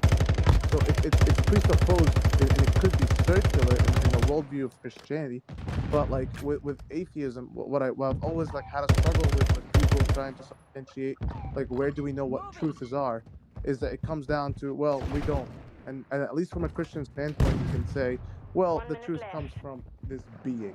No, but it not necessarily, because that being could allow falsehood. So, but doesn't mean that doesn't negate his existence. I'm not saying no. You're saying that God serves as a ground for intelligibility, sense perception, cognitive faculties, all of that. But I'm saying that how can you say that when that ground can literally allow at any point in time for those faculties to go wrong? So Because it cannot make sense. Wait, God is neutral with respect to this question. Yeah, but you cannot make sense of anything without like grounding it in God. For example, like when I ask you the question of like where do you believe like logic comes from? Like even the idea of knowledge. Like where does knowledge come from? I don't know if that's an intelligible question. What do you mean by well, for you cannot. That's why intelligible question, because there's no answer to it. Well, I don't understand your question, right? So if you're asking where knowledge comes from, you know that there's not one univocal sense of knowledge, right? There are different forms of knowledge. You're talking about self-knowledge? Are you talking about procedural knowledge? Are you talking about propositional knowledge? Are you talking about qualitative knowledge? Like for example, the law of non-contradiction, right? So for example, like if we have like to say that like this is a cat, clearly this shouldn't mean that this is not a cat, right? So the law of contradiction itself, right? Like where did this law come from? Again, I already gave the argument for why that's not an intelligible question, because if you're saying that a law of logic comes from somewhere, then you're allowing a possibility without the law of logic, but possibility is already parasitic on the laws of logic. So it's not an intelligible question to ask where logic comes from, specifically the like 3 rules of logic that everyone goes to. Defend the objectives. Okay, so I guess why would you say that like Christianity is like definitively false? Well, I think that first of all, there are versions of Christianity that are heretical that make way more sense to me. But if you're not going to be a heretic, I think the incarnation is incoherent. I think the Trinity is incoherent. How is the incarnation incoherent? Because they want to say, well, there are a lot of reasons, and I'm going to just go to the one that I remember best. That God is an unlimited being, a being that's all powerful. What bodies do to minds is constrain perception, constrain cognitive faculties. Right? So if God took on flesh, he's constraining his mind, right? But that leads to a contradiction, that an unconstrained, omnipotent thing is now being constrained by physical. Well, I would simply say that, like, I don't know what kind of Christianity that follows, but like in Orthodoxy or even Catholicism, it wasn't just God taking the form of flesh and leaving his divinity. It was a hypostatic union between 100% divinity and 100% humanity. That's not what I'm contending. there might be issues with that. That's not my problem in terms of the argument laid out. The point is like this: why can't you see while you're looking at the screen? Why can't you see something behind you? Because you have eyes in the front of your head, not in the back, right? Your physiology constrains the way that you perceive the world, right? So then I'm asking you, if you think Jesus is God, if he's looking at you, is he also seeing behind himself, or can he not see behind himself? Absolutely, he can. He can't see.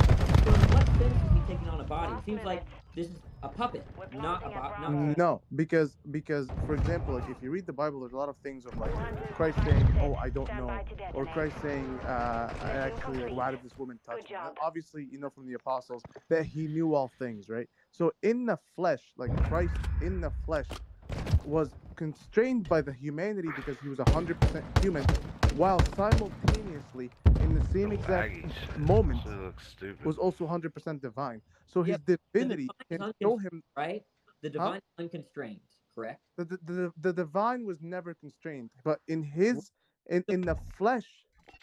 You're right. You're saying that the divine nature has the omni properties, the unlimited, unconstrained properties, right?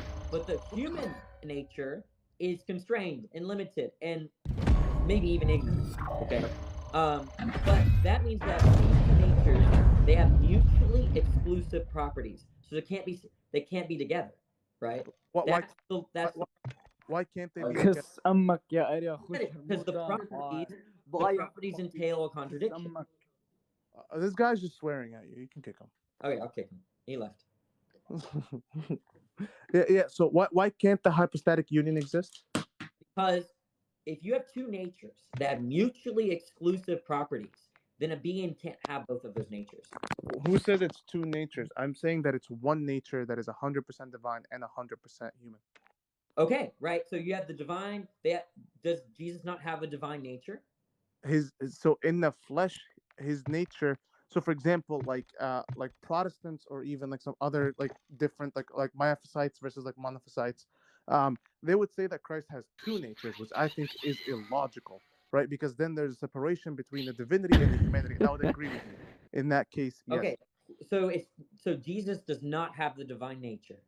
No, Christ himself in the flesh, from the point of an embryonic like formation. No, does Jesus in his incarnation have the divine essence? Yes, because of the word, the logos that comes from the actual I don't God. mean the word nature. I just mean essence, right? In the essence, well, his nature, right? So Christ's nature is not natures. Christ does not have two natures. But just to stipulate, is nature and essence, are these two separate terms for you? Yes. Okay, so let's put nature on the shelf. Let's use the term essence, okay? Does Christ in his incarnation have the divine essence? He has the divine essence we got this. in his nature.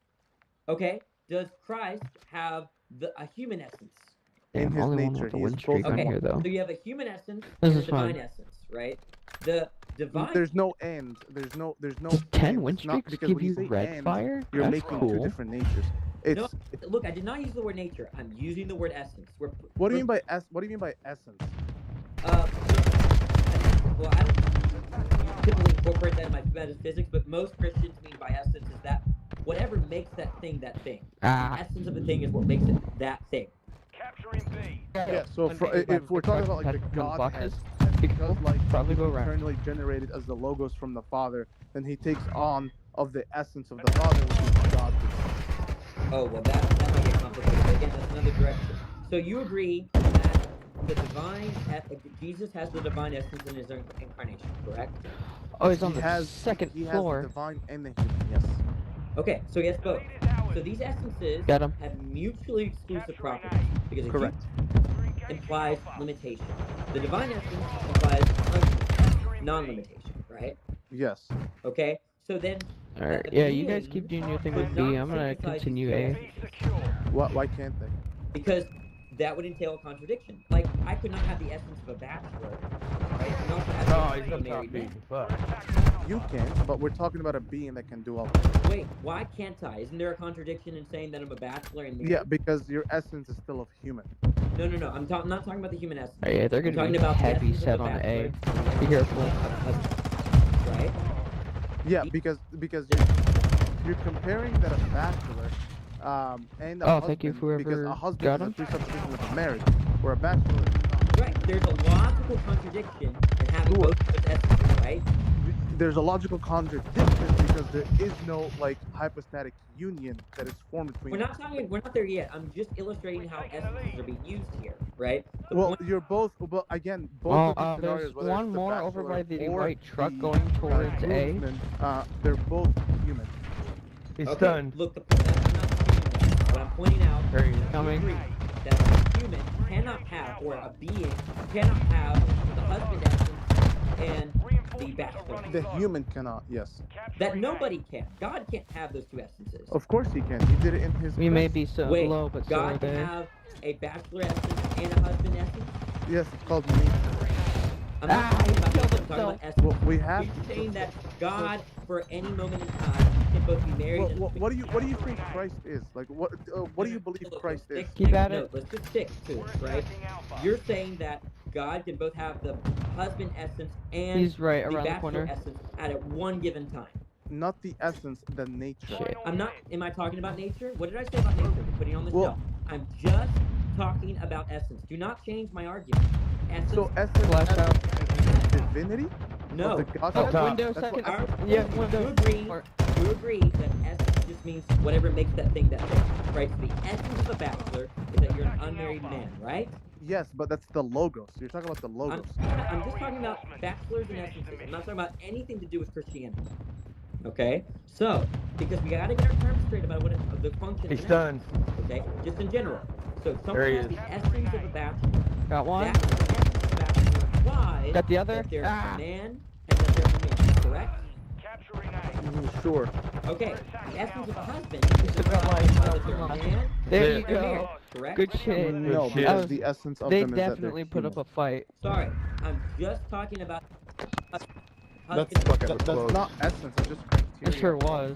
So essence. Wait, The do we essence, agree they're both again? ultimately they're both human. Agree. The essence, Again, do we agree that what an essence is what makes that thing that thing? Gotta correct? keep my win streak going. what makes that 10 thing wins. that Found out that thing? after 10 wins in a are you row, talking from apparently the after 10 wins, perspective Look, you of- already Use your agreed fire that color, the and you essence also of a get bachelor is apparently an a unmarried man. You agreed to kill right? stone in a way. I don't Sure. know, when I kill players, Okay. they turn into So the then, giant essence, that flaming means that aura. what makes a bachelor Go on, is that B. they have to be Nice. married and they have to be a Got man. one. You understand that. So suddenly, I don't know why you stopped understanding with respect to husband. An essence of a husband is that they're married and Got another. divorced, right? Sure. Okay, so that means that Flash. nothing in existence. There's right, one down given there. that Just I flashed got you, him. B. contradictions are impossible, could at one given time I hit him. Done I'm him gonna again. rush both of him. those essences, the husband essence and the bachelor essence, because then you would have contradiction. He's down. There's him. You're using I don't agree with the word essence used in that context. They're taking and it. here's Alright, why. I'm gonna go second Because floor. Check their him. essence is that they're both human. In the groom's example and the Look, husband you example. you understand you got multiple essences. I hit I'm one not, near A. I'm Wait, not, wait. How can you have multiple essences? okay, well, in essence, remember, what makes that thing that thing. I could have a student essence. I could have a brother essence. No, right? that would be ultimately. the Hey, essence oh, is careful! human. I'm shooting that. Wait, again, Yeah, trophy when system. I don't understand why you're going non-cognitive. When I asked you the essence of a bachelor and a married man, you understood my Craig, I'm question. gonna send it. You said Okay. yes. Yes, because you're using essence to classify criteria of the so said species. Do not go The that species way. itself Don't is go that way. human, There's right? an So if airstrike. the species No, is no, human, no, no, no. What species is the groom and the husband in this example? That doesn't matter. Of course it matters. Of course it matters. This is what the Give me the divinity is. argument to why it matters. You're just Okay, red because herring. yeah, I'll tell you why, right? So because It's a red herring. You've done. Uh, It's a red no, herring. it's not a red herring. I'll tell you why this is very important argument. So what you're saying is actually not like actually the Trinities at all. So I'm not talking about the Trinity. we have to because I'm what the not. No, concept- no, no, no, no, Yeah. no. I'm gonna cut. No, I'm only talking about essences, bachelors, and husbands. That's all. Those are the natures of them. The nature of them is a husband, I'm and the not other talking one. about the nature. I'm talking about essence. Well, they're both human. That's my answer. They're both human. Excuse me. Do you know what an essence is? Yeah, the nature of something that is out of like. Okay, What? so now you're saying essence and nature. He's are gonna the be same hurt thing. like a motherfucker. No, Two I'm of just them saying there. that the nature of the sort of thing, which is I'm basically sorry. You just define essence. essence is what makes something the something. Okay, good. So what's the essence of the bachelor? A human. Okay, so if you're a human and you're a bachelor, You can no. Then your nature is. so then that's not the essence of a human. Try again. So what is the essence of a bachelor? Not an essence of a bachelor. So try again. Give me the Yeah, essence of a bachelor. yeah. What makes something something? A bachelor is human. Yes. No. Okay. Sorry. So You human. can understand. bachelor. You can understand essence, the necessary sufficient conditions for that thing to be that thing, right? Okay. So humanness is not a sufficient condition for being a bachelor. Because No, it is. No. You have to be a human to be a bachelor. Do we think like cows can be like bachelors? So look, that's a necessary condition. I'm talking about necessary and sufficient. Yeah, sufficient is human. No. And, You and, don't- you know and that- you don't- consent agreed. you And know consent the- agreed. you know No, the this is difference so between this is necessary- why you're going towards this because you're trying to relate. I'm not gonna. Excuse me. Let me talk. Right? Do you know what necessary and sufficient conditions God are? damn it. Do you know the difference? Yeah, necessary meaning what it quantifies for this thing, and necessary and sufficient meaning like it provides enough proof for this thing. No. Necessary condition is a requirement, but not necessarily an establishment of that thing for that thing, right? So it might be that human is a necessary condition for being a bachelor, but it's not necessary and sufficient. It's not It's both. the essence of all bachelors versus husbands is human. Well, I'm only asking about the necessary and sufficient conditions. I don't know what this is my answer is that both of them are human. Do you know what a sufficient condition is? No. Okay, so then why are you saying it's both the necessary and sufficient conditions? Because you cannot be a bachelor if you're not human, which is sufficient and No. necessary. Okay, now you told me basic philosophy or logic. Necessary condition is a condition that's required for a thing to be that thing, but it's not. Doesn't mean that it establishes that thing, right? But if you got a sufficient condition, or if you got the sufficient conditions, then you've got the criteria by which it can be that thing, right? So, for instance, the necessary and sufficient conditions for being a bachelor is that you have to be a man and unmarried, right? What would not be a sufficient condition for being a bachelor is being a man. That would not be a sufficient condition, right? Because there are men that are married and they're not bachelors. And there are men who are married multiple times and cheat on their husbands and they're bachelors and married. So no. Oh no! Just because you cheat doesn't make you not a. You can literally go to a different country and be a bachelor in a different country and you're married in a different country. Yes. What? Wait. No. If you're a husband, yes, you can. If you're a husband and you cheat on your wife, it doesn't make you unmarried. No, first, yeah, but it also makes you a bachelor, right? No, it doesn't. How could? Wait. So if I'm married here in the United States of America, Do you know? Hold on, Danny. If I'm married here in the United States of America, I'm called the husband, correct? Yeah, you are. Yeah. Yeah. So I go to a different country and now I'm about to get married to a different girl without my wife knowing, or even if she knows it and she's okay with it, right? Am I now a husband and a bachelor to the next wife? I'm sorry. When you go to the other country, do you consider yourself a bachelor? Sure. Yeah, I'm gonna go ahead and marry. Yeah. Why not? But you're married, right? My wife is okay with me marrying again, so therefore I am a bachelor. But that doesn't mean you're a bachelor. You can be Of married. course I am. I am married and a bachelor. I just proved your You don't know what? Do you know what a contradiction is? Yeah, I'm married and a bachelor. You can't be married at a given time. You can't be both married and a bachelor. Why? I literally just gave you an example. What is a bachelor? Define Bachelor is an unmarried man. Unmarried man. So okay, so I can be married to an AI, right? So what do you mean by marriage? A legal contract? Like how are you defining this? How are you? Let me use your sense of the term. Huh? Are you married? Am I married? No. Yeah. Okay, so you have a God contract. damn, marriage, man. work with that, okay? Okay. You're a bachelor then, right? Because you're an unmarried man. All right. So in the same sense, working with that concept, right? If you got married, you couldn't be a bachelor. If I got married, if you're defining bachelor as unmarried proposing to a wife, then I would say yes. You could be a bachelor if you proposed. You wouldn't be married when you proposed. Yeah. So what if I propose to someone while I'm married? Well, then you wouldn't be a bachelor because you're married. But I could classify myself as a bachelor because I'm getting remarried or married again. If you're married and you take on another wife, it's not like you were a bachelor and just having one. Because those are all those are all legal terminology. You told me you were unmarried. Let's just work with that concept. We don't have to work with any other concept. Okay? So if you got unmarried, right? You got married, okay? You could not be a bachelor.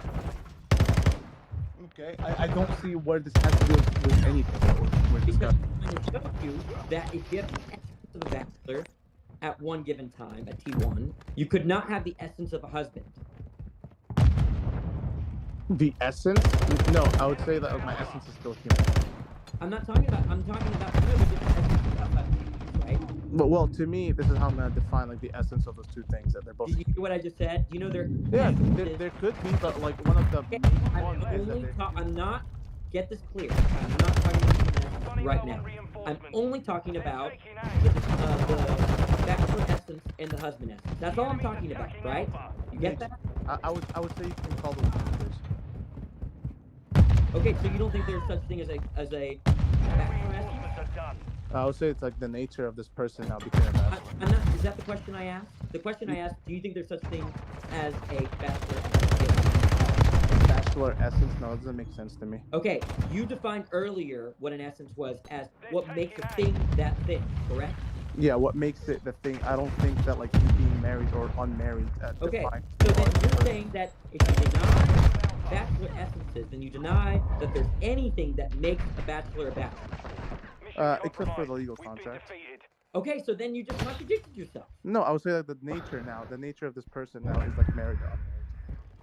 Look, I'm just pointing out that if you reject... There's a reason why I'm harping on this, because you're gonna try to relate this to the aspect of like the divinity when it comes to the humanity, and I'm not gonna. Look, if you can't understand what an essence is, there's no talking because about... you're using it like deceitfully to try to like manipulate the two and try to conflate them, which I'm not gonna let you do. It's not like you can show that, right? But we'll move on. Look, the point is this, that you said earlier, you define essence as what makes a thing that thing, correct? In its existence, yes. Okay, so are there properties that make bachelors bachelors? Are there properties? Yeah, their nature, if they agree to it. And Okay, what are those properties that make a bachelor a bachelor? Consent for and man, right? Not necessarily. That's man. what it means to be a bachelor. Wait, what do you mean by men and women? Like, what do you mean by that? Whatever you're a man, right? Whatever concept you have, we'll use yours. Doesn't matter. Sure. So yeah, you agree and you consent with an adult. I'll just say an adult, a consenting adult to be married. Red herrings, right? You're trying to derail, right? This is a very salient point. If you're denying that there are any essences of bachelors, but then you think essence is what makes a thing, right? Then you don't think that there are any properties that make a bachelor a bachelor. I would just use the word. Excuse me. Then you believe that because you presumably believe that what makes a bachelor is that you have to be a man and unmarried. Yeah, I would say that like that's the nature of this being, man and unmarried, is what makes the nature of the bachelor versus husband. Did I talk about natures or did I talk about essences? We're gonna have to talk about both of them, my friend. No, I only want to talk about essences. Yeah, I would say they're both human. That's my quantifier. Am I talking about human essence or am I talking about something different? Why are you trying? I mean, you can call it whatever. It doesn't matter. You don't. It doesn't matter what I'm saying to you is what I'm hearing. No, it doesn't matter what you want to call it. All I know is that in both. Call what? It doesn't matter what I want to call what. If the bachelors is their essence or nature, to me it doesn't matter. I'm not using the term nature. I said 30 minutes ago I'm not using that term. You're trying to use that term to obfuscate the discussion because you're a slime ball, right? So listen up, right? I'm asking you. They're both human. As you define essence as what makes a thing a thing, right? What So makes a bachelor a bachelor excuse is that they're me, human. excuse They're me, human and they are willing to marry. I'm gonna have to mute you if you don't shut up while I'm talking. Okay? So now you define essence as what makes a thing a thing. Presumably you think there are criteria that makes a bachelor a bachelor. So if you deny that there are any essences of bachelors, then you've contradicted yourself. No, the human essence, my friend. There you go. Now you this is why I think because you're just a troll. I never said anything about human essence. You're just disingenuous. And you know that you contradicted yourself like 3 times. Wow. He is a dishonest POS. I'm glad I got that recorded. That is embarrassing for him. Absolutely embarrassing for him.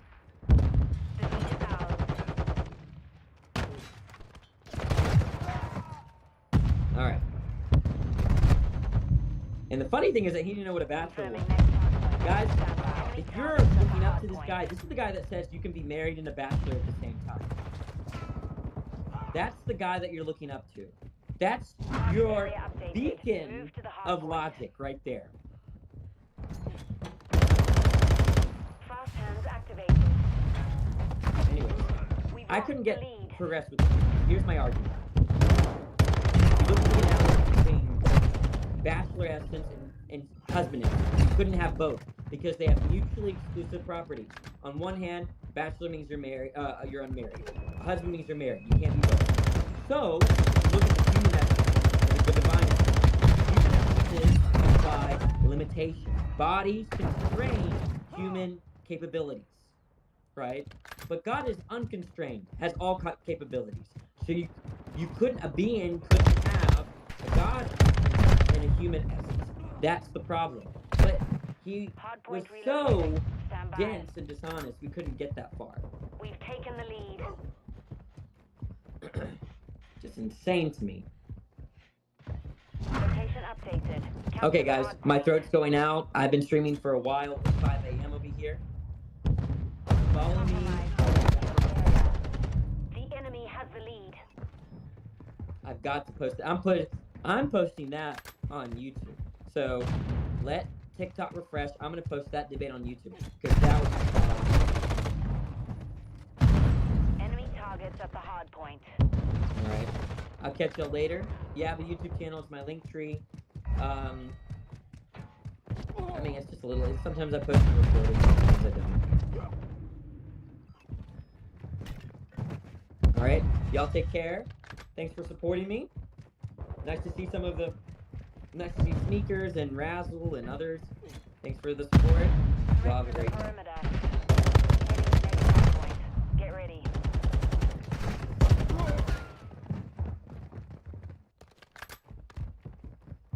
Hardpoint relocated. Secure the target area.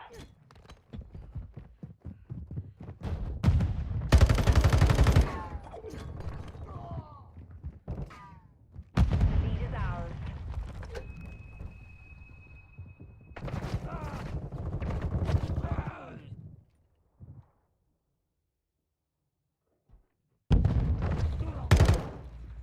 Enemy targets at the hardpoint.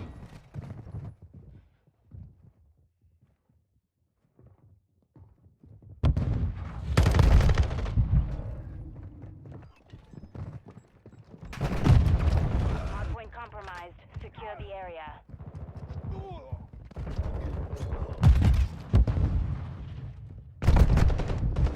Hardpoint relocating.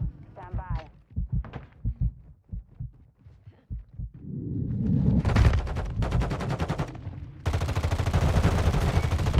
Location updated. Capture the hardpoint.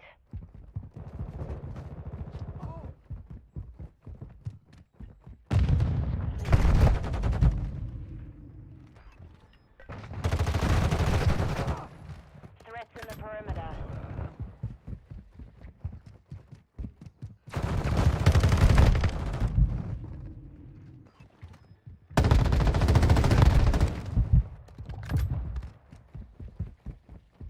Hardpoint compromised. Secure the air. We've lost the lead.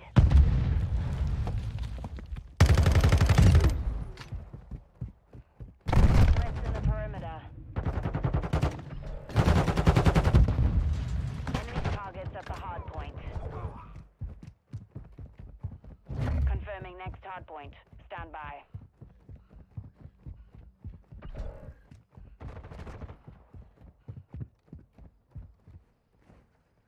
Hardpoint relocated. Secure the target area.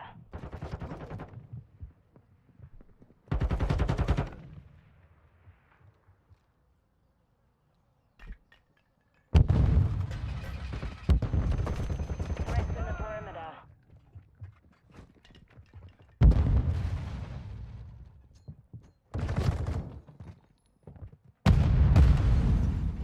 We've taken the lead. Mission is half complete. Secure this victory.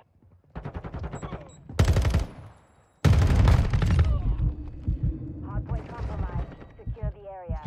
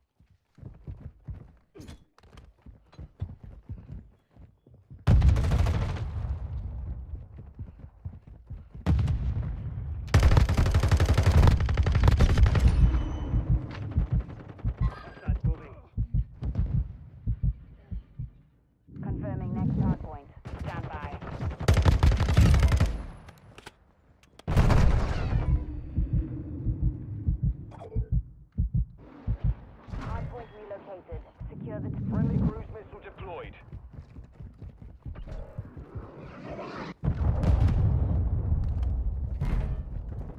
hardpoint compromised. Secure the area.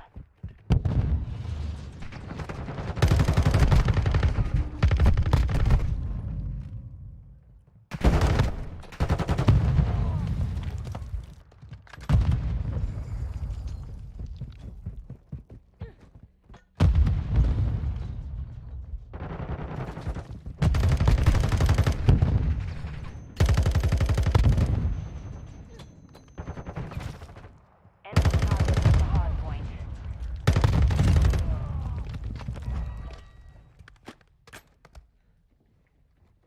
Heading to next hardpoint. Get ready.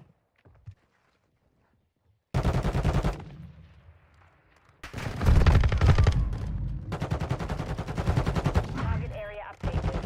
Move to the hardpoint.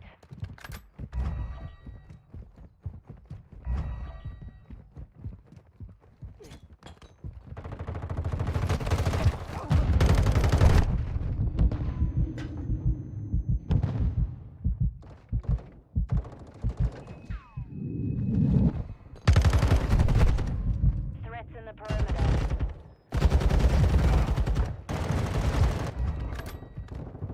Hardpoint compromised. Secure the area.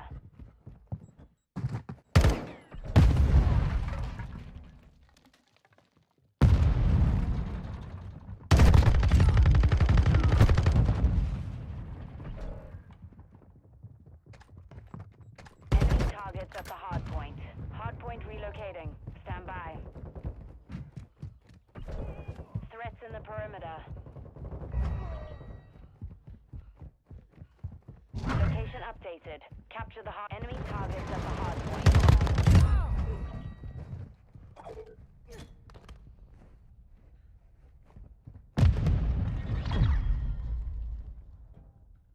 All hunters. Mission accomplished.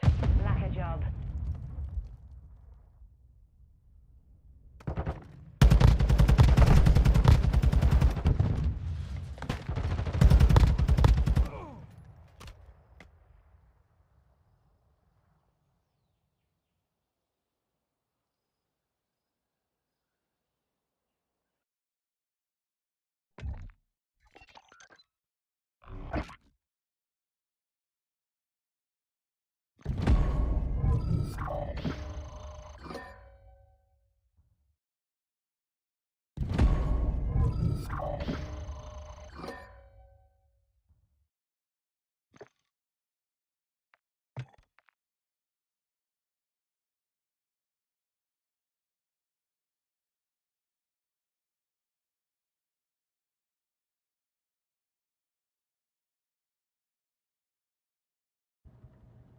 Fuck yeah, we finally hit 6.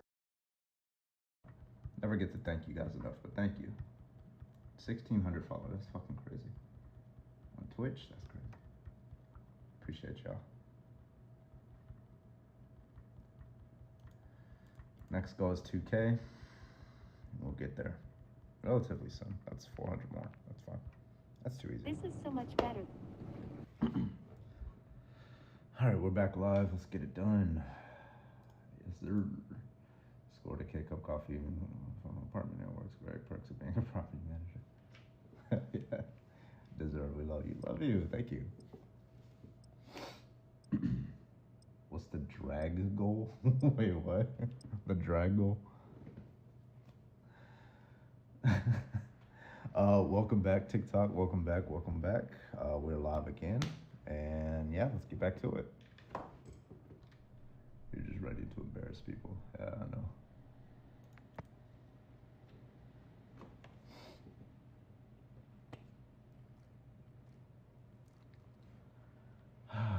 Welcome back, TikTok. Welcome back. We are live. My name is Bradley, also known as Carbon.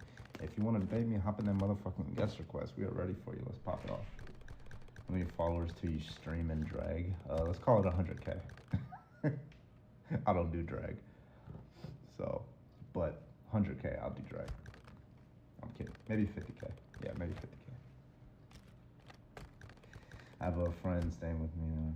She's like, what on earth are you watching? Hi, friend. It's me. Is it me you're looking for, friend? Damn, we got 450 people in TikTok and not a single comment. Like, what the fuck? Hold on, what's going on over there? You can definitely pass on cross-dress, oh yeah? If you want to debate, go ahead and hop on in the guest request. I am ready to go. There you go, there's the comments. She says hello.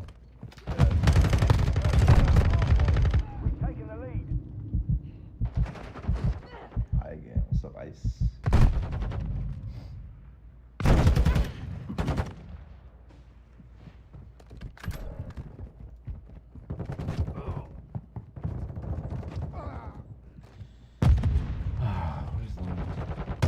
Debates, we're ready. Guest request, we are ready for you. All teams And stand if you're down. watching, it It's does take a few stalemate. minutes for the guest request to start rolling in, so sit back, relax. Yeah, I don't know who the hell.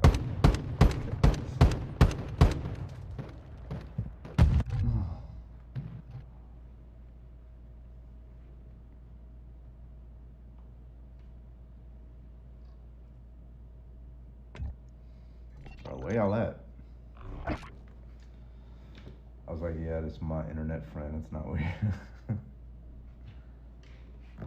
Alright, let's see.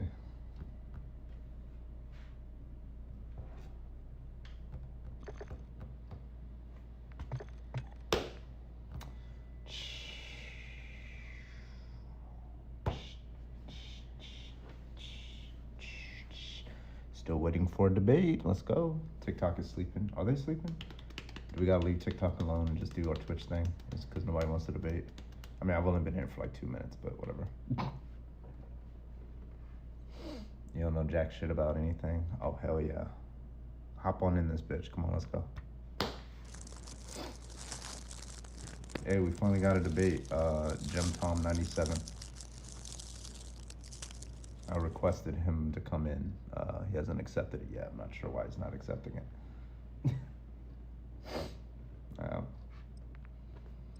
Mitch Crowther, he doesn't have enough to come in.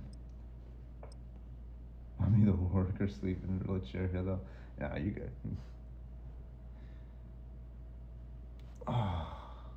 Okay, well it looks like he declined my request. He just wants to chirp out there in the comment sections. That's fine, I guess.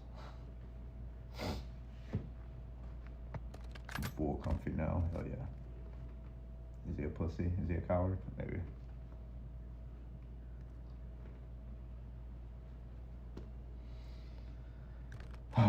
Keyboard warriors, you know how that shit goes.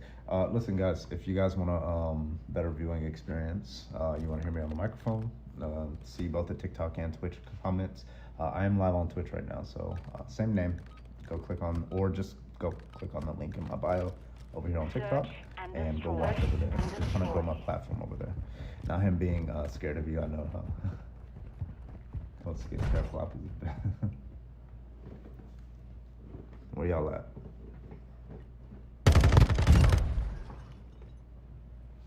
Play the ukulele for us.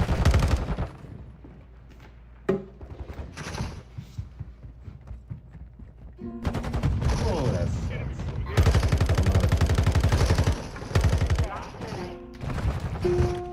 Yeah, that's bad. That's really bad.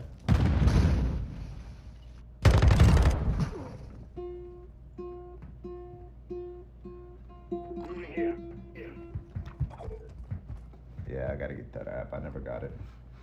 Hold on, I think I got the tuner. Hold on.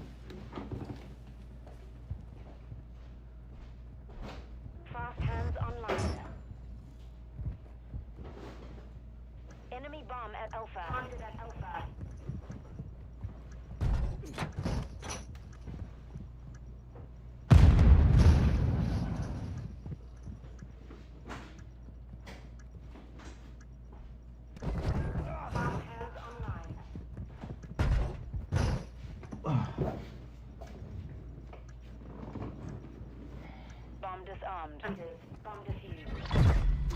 Yeah, I I didn't download the app though. Not yet. I'll probably do that soon.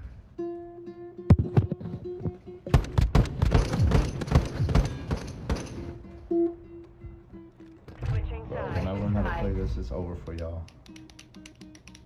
Search and destroy and destroy.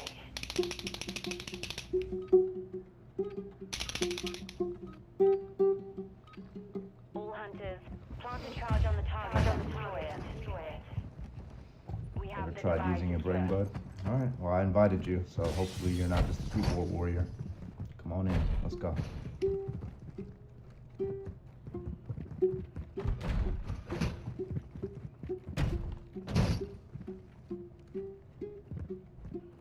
At work, I can't. Stop fucking chirping your mouth in the comments. Last minute. 1 minute left.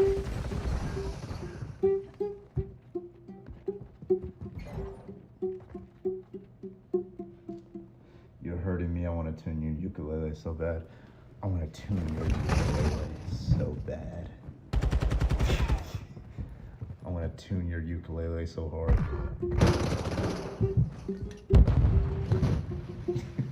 Setting device on Alpha. Stand by. 30 seconds left. Bomb planted. Exit perimeter. Athena.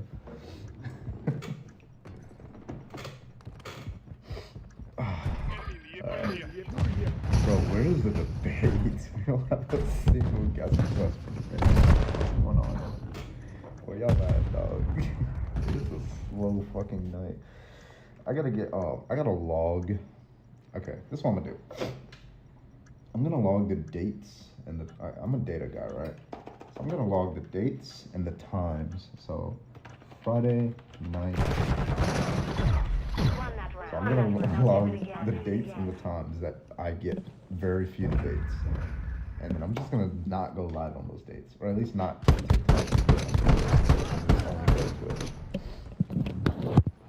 Switching sides. Stringed arguments. Every time you say where y'all at, I see where y'all Search at. and destroy. Oh, who wants to the fucking debate? Now I just woke up to go to work.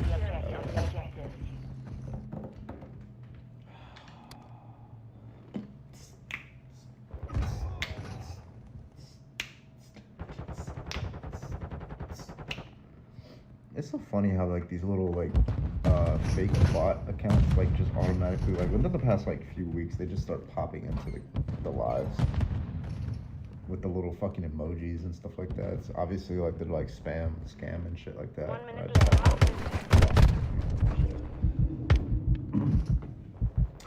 Saturday morning stream. Yeah. But I gotta do it from my frame of reference because I started at Friday Finish the night. mission. For y'all, it's Saturday morning. And so, Saturday morning. The enemy planted at Alpha. Are you here to debate or argue that your opinion is right or better? Both. I don't think those are mutual excuses.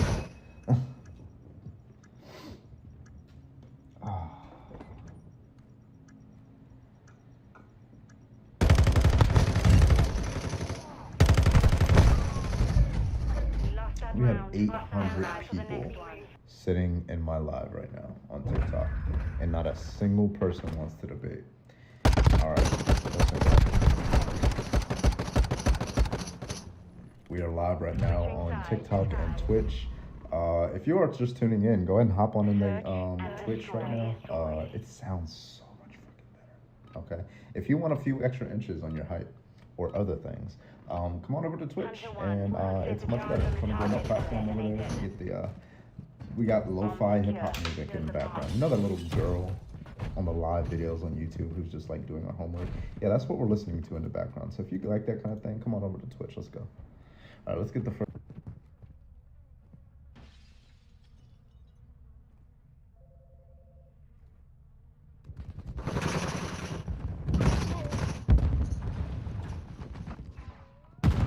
Last minute. 1 minute left. We're planting at Alpha.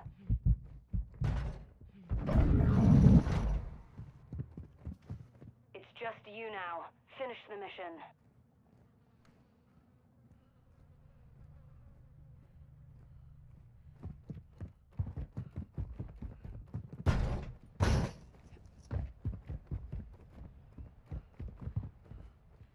Seconds remain.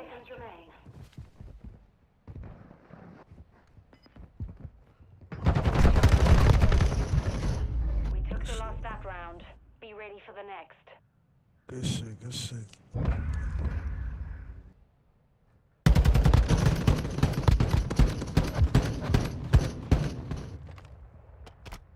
Switching sides. Search and destroy.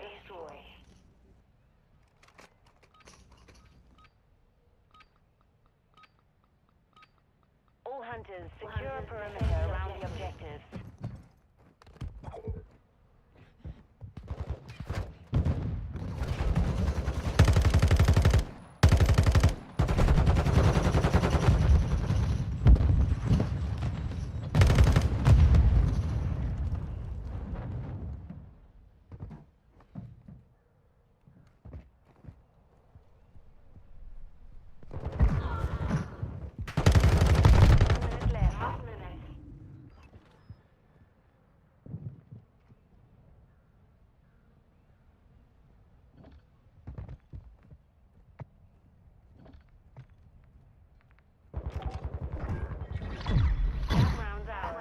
Let's win another.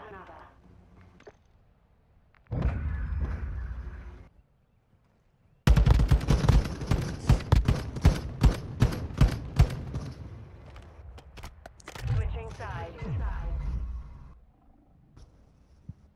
Search and destroy.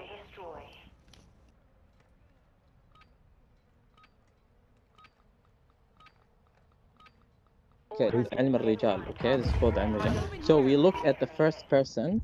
We look at the first person in that transmission, in that narration. So was that person?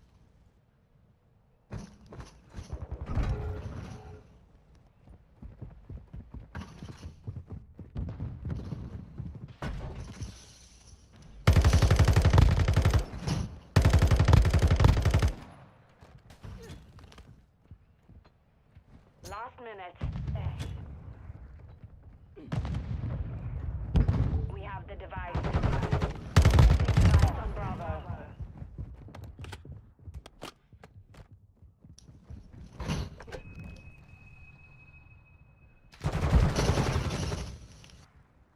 You've got the bomb.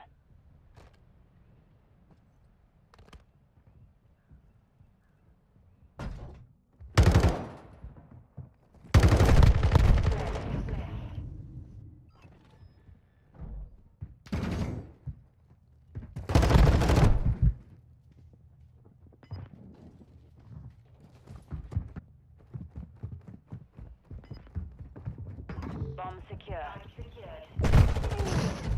We lost that round. Stand by for the next one.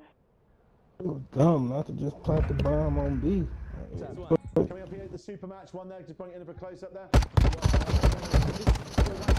If you go this way, so it's basically orange your price 139. Search and Oh, none of about is Nick. Best brothers. all hunters defend the objectives. And you can't prove your gravity, you can't prove your space nor curvature. So, what does that say about you? Training you up, man. I might say, man, you know what I'm saying? You gotta keep yourself sharp on all levels. You feel me? Keep your mind there. If your mind ain't on, keep your mind there. Stay calm and focused, you know what you're supposed to and need to. You gotta learn how to actually throw punches. A lot of people throwing hooks to boxing bags to the side of the boxing bag. I don't know what you gonna hit in real life. I promise you, I don't know. I don't understand what. Why would you throw a hook to the side of the bag? What is that? You gonna hook the side of the bag? You're supposed to hit the bag in the middle of the bag. Everything is supposed to be in the middle. Poop, poop, poop, poop, poop, uppercut, poop, poop, everything in the middle of the bag. Everything's right here. You don't go to no side, no bag. What the hell is that? You gonna sock somebody in the back of the head. Switching sides. You don't do that. Oh, we can spar on mama's price? And destroy. What's up with it? You live in Cali? Man, you know where Kings jump at Nogan. You know what I'm talking about? Yeah. Hunter 1. I'ma hit you with them baby punches, boy. Walk off and explode on you. Ooh, wee. Sheesh. You know what that pool do? Hope you know about that pool. I'm just saying. I'm gonna put that half step back a little bit, lean back. Hi-ya-ya. Sheesh. We can spar. It's Gucci on my mama. You know what I'm talking about? Dang. Yeah, man, I grew up boxing. Nothing new to me. Last minute. It's nothing new to me. A lot of people say they box for real. Can't even throw a proper double jab. If you're a real boxer, tell me this. What happens when you throw a jab? What's supposed to happen? That's all I want to know. You a real boxer. You know what's supposed to happen if you throw a jab. This cat say, KB say he box for real. KB, what's supposed to happen when you throw a jab in? KB, answer the question. Say you're a real boxer. You're supposed to connect. Nah, it's something that's supposed to happen when you throw a jab on Bubba's. Okay. KB, what's up with it, bro? You was just...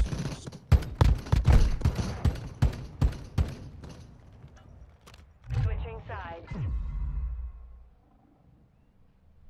Search and destroy.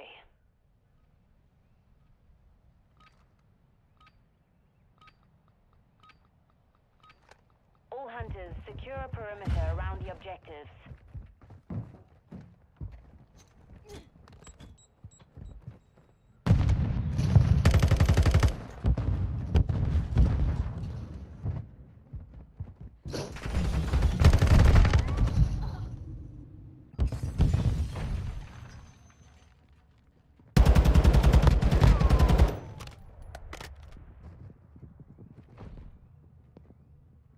One minute left.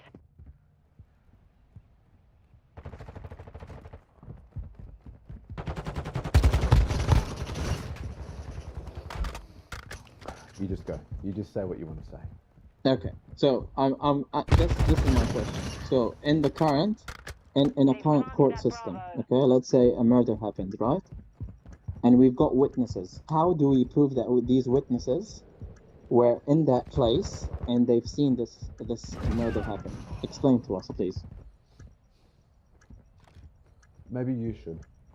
No, I'm saying you come from a Western society, obviously. So tell us. This is my question to you. I would rather go with your standard of evidence for the rest of the conversation. Okay, so in a current court system, right? In a current court system, if something happens, a murder happens, whatever, you have to have witnesses, right? Or eyewitnesses that have seen this thing. How do you substantiate these witnesses? You start looking, okay, police actually go to this man and say, okay, where were you at this time? Stupid ass boy. What's your connection with this guy? Have you been in that place when the accident happened or whatever? Right? This is the same thing that happened with the Hadith. Same thing, exactly same thing. And we did it 1400 years ago. You guys are just picking up this now. But this is actually what we've done for 1400 years ago. All hunters, plant a charge on the target and destroy it. Yeah, the police actually go to each person and ask him, okay, and they actually check his ethnicity. Ethnicity. So they check whether he's a liar, he's not. They ask his colleagues about him, is this guy a truthful guy or is he not? Right? Don't you agree, Dan? Don't you agree? Please, just tell me. If I'm being like out of freezing, tell me. Is this why not happens? Tell us. Last minute. Can I ask you a very short question? Yeah, sure. How are we supposed to verify whether or not an angel spoke to Muhammad in a cave? Okay, so I'll tell you the truth. The truth is we can't really say, okay, there's no evidence. It's a belief. Same thing as your belief. I'm saying. It is I'm not telling the you. same. It is not the same. One What do you mean? man's claims have been spoken to by an angel in a But I'll cave tell you. on his own. One man's claims have been spoken to by an angel alone in a cave. Very, very, very poor quality evidence. Thank you so much, Gustav. I really appreciate that more than you understand. Is nowhere near the same quality of evidence as all of the physical evidence in the universe. Nice. When it comes Cool. to proving things Cool. like the Big Bang Theory or evolution and things Nice. like this. This is to compare a belief such as belief in Islam on the basis of trusting Muhammad and trusting, physics and chemistry and biology. Can I explain now why I trust It's Muhammad? literally like trying to tell me that 2 + 2 equals 14,376,241. No. It is nonsense. Can I explain now why I trust Muhammad? Sure. Okay, nice. So I told you about the hadith, these narrations, right? So we have eyewitnesses of miracles that Prophet Muhammad did, right? And we can authenticate these. But don't do this, mate. This is what I believe. You don't believe in it. It's up to you. I don't care. I'm saying I'm rubbing my eyes, man. I'm tired. we have I'm allowed to rub my eyes, dog. Like, sorry, mate. You're gonna have to get over me rubbing people, even after they. So I gotta talk to Tommy. He might go too. Yeah, fuck yeah. Tier 3 is 25, but counts as 6. Ooh. Anybody want to debate? Bro, it's so fucking slow tonight, bro. It is so fucking slow. Because if nobody wants to debate, I'm just gonna head on over to Twitch and we're gonna watch this video that Jubilee just put out. It's called "Do Kids Need a Mom and a Dad? Queer versus Conservative Parents on the Middle Ground." We're gonna be watching that tonight, and then we're gonna get to The Last of Us Part 2. Where are my comments going? Oh, Adam. I was like, what the fuck? Les tous les tabarnak, c'est un gun dans le fond de la gorge. It is 1:47 a.m. over here. That video was a good one. I haven't watched it yet, so we'll see how that goes. Change your account name to The Wrong Opinion. I think conservatives need like joke classes and like humor classes, because like you can say a funny, like it's okay. You're allowed to be funny. I'm like Olive Branch. You're allowed to be funny. You're allowed to make funny jokes. You don't have to make cringe jokes. Like, you don't have to. Okay? God. What was that one guy that was on with me and Athena? He was like, what did he say? He was like, it's funny how you're anti-God and pro-LGBTQ. And that was the entire comment. It's on my most recent videos. I was like, wait, what? Oh man. Any new unpopular opinions? I think all my opinions are just unpopular. Everybody has an unpopular opinion if you dig deep enough, you know what I mean? All right.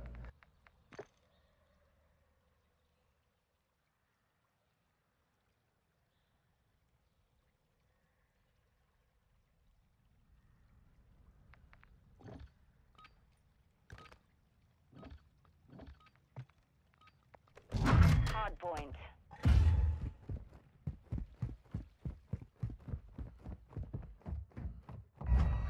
The lead is ours.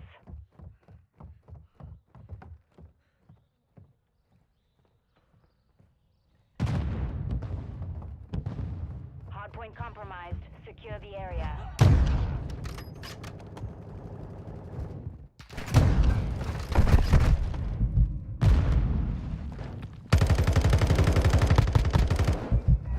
Threats in the perimeter.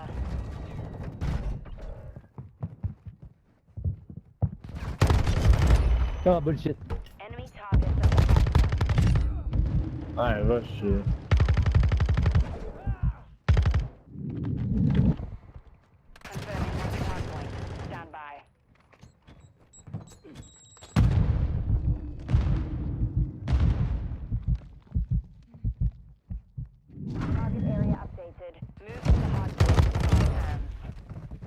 Allez.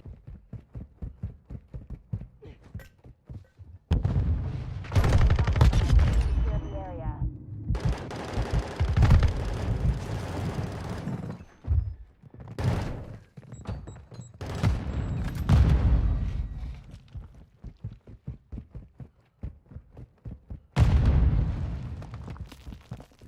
Threats in the perimeter.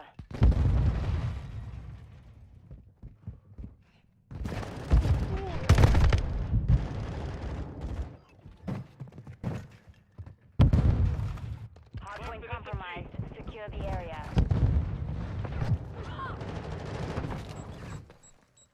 Hardpoint relocated. Stand by.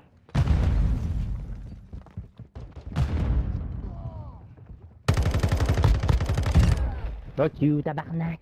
Hardpoint relocated. Secure the target area.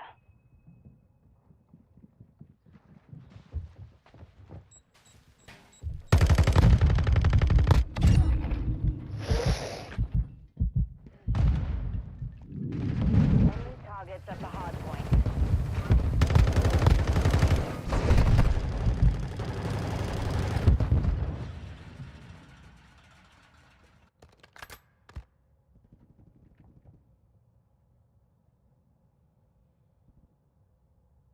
Threats in the perimeter. Okay, 10 orders guarantee for you for this, okay?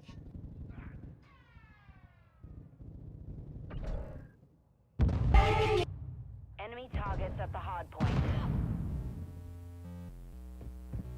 Locating the next hardpoint. Get ready. Hardpoint compromised. Secure the area. Threats in the perimeter. Location updated. Capture the hardpoint. The enemy has the lead.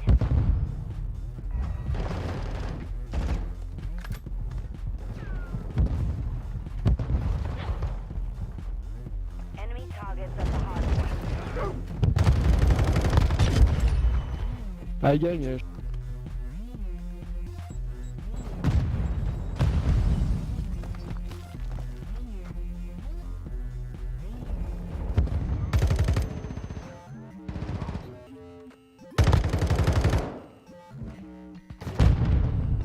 Hardpoint compromised. Secure the area.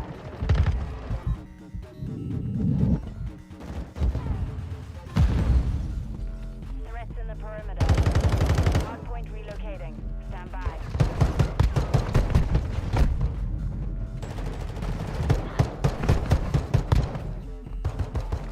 Hardpoint relocated. Secure the target area. Targets at the hardpoint.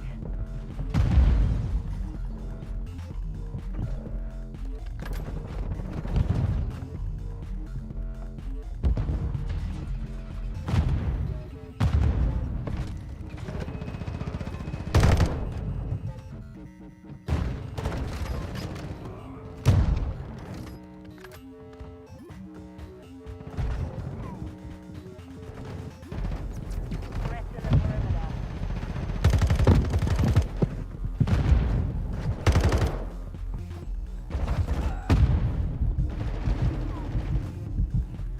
Hardpoint compromised. Secure the area.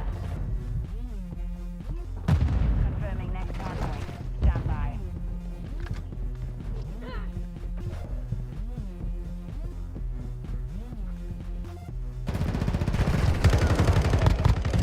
Move to the hardpoint.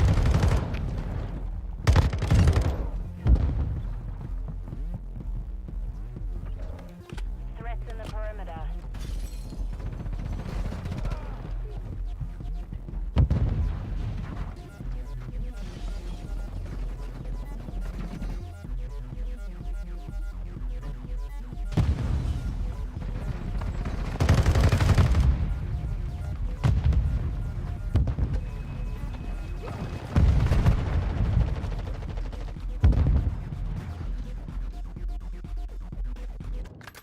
Hardpoint compromised. Secure the area.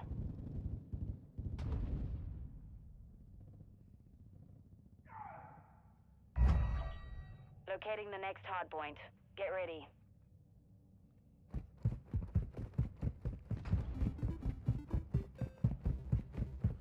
You're halfway Halfway to mission complete.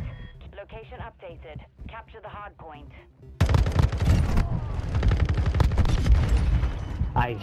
Stud. Enemy targets at the hard point.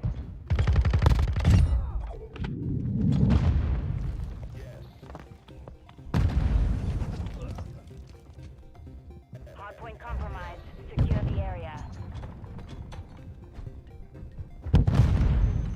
Threats in the perimeter.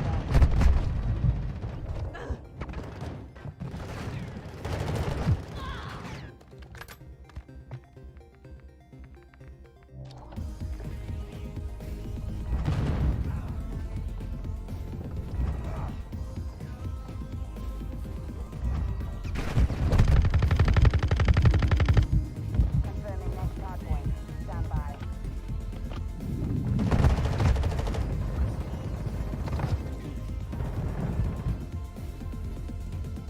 Hardpoint relocated. Secure the target area.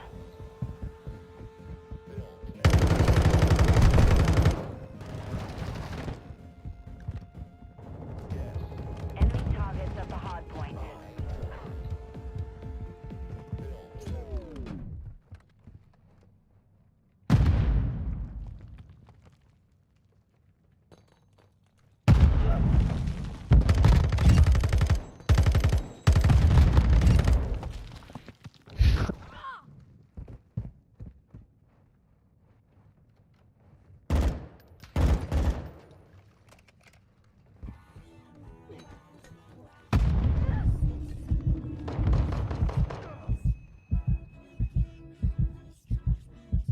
Locating the next hardpoint.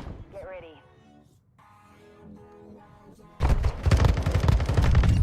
Hey, mine's more curious. Location updated. Capture the hardpoint.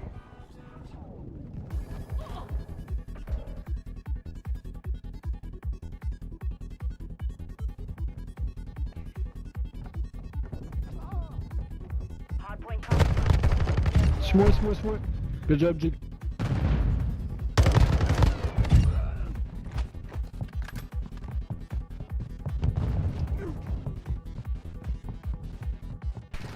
Threats in the perimeter.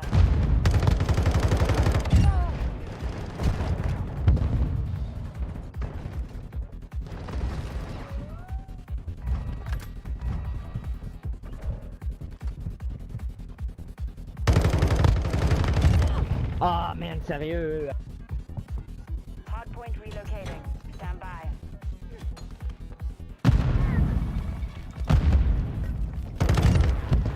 Hey, intéressant. Target area updated. Move to the hardpoint.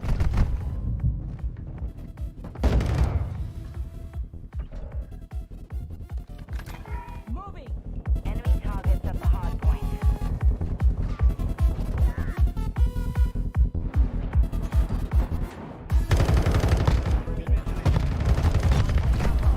Qu'est-ce comment tu sais que je suis...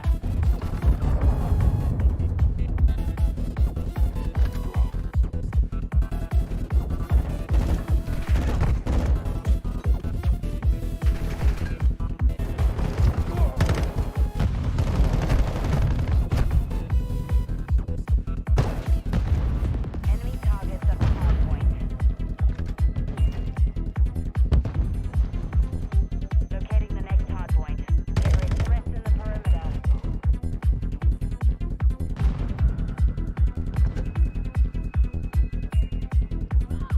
Location updated. Capture the hardpoint.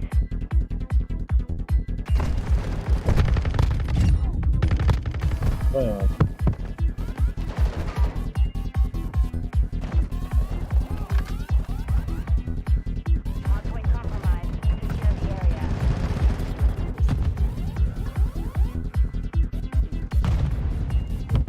Enemy targets at the hardpoint.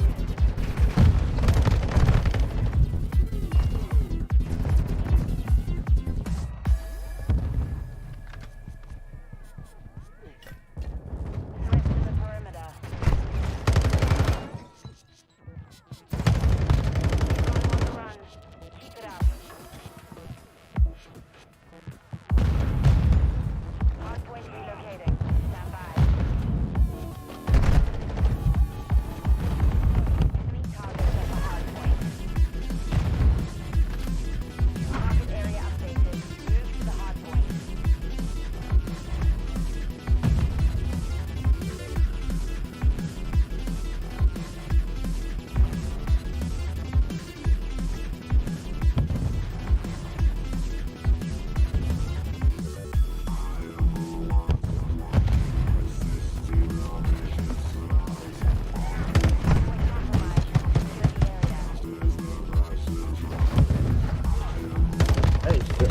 en premier.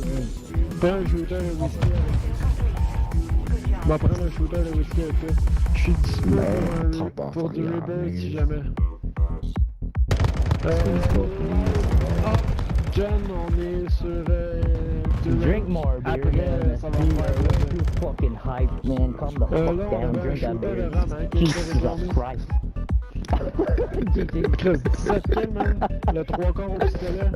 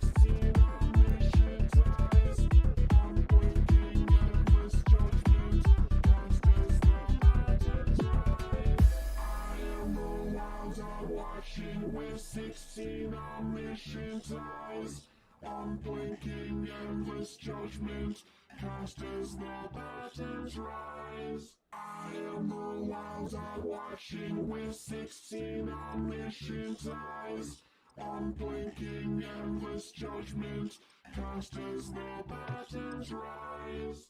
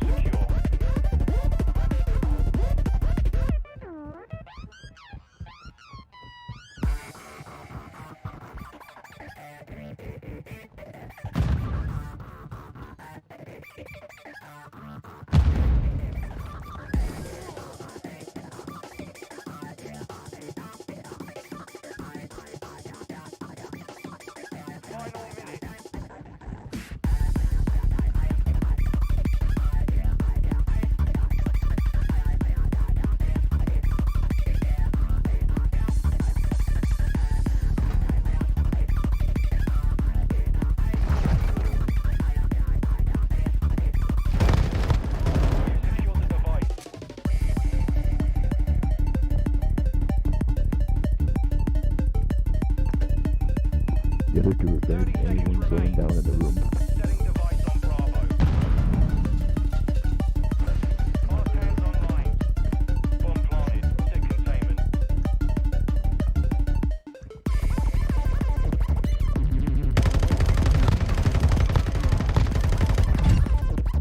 How?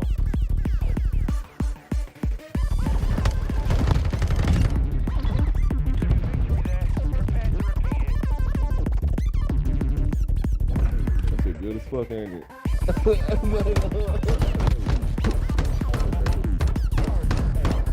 On the game? Bro, high as fuck. I don't know how I'm about to play this.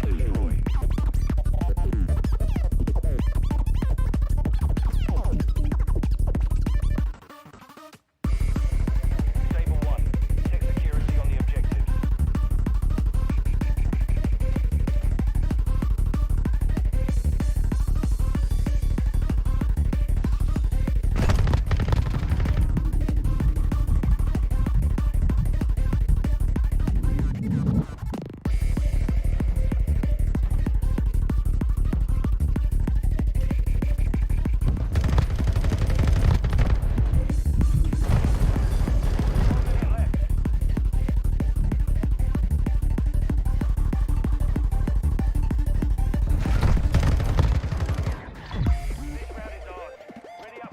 It's all good. It's all good.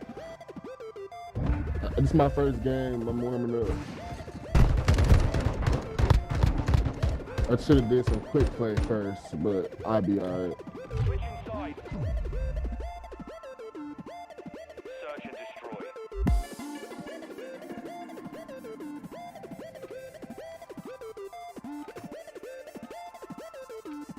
All Saber, detonate the target to win. You secured the bomb.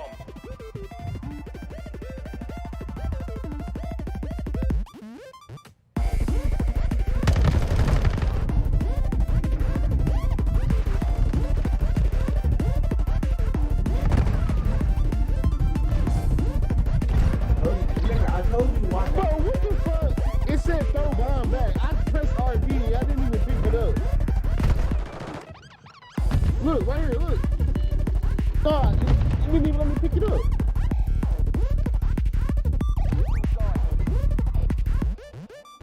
Yeah. Search and destroy.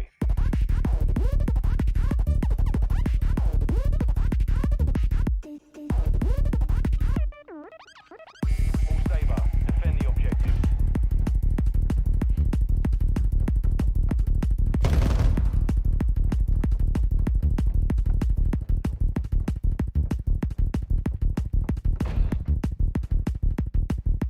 Enemy movement.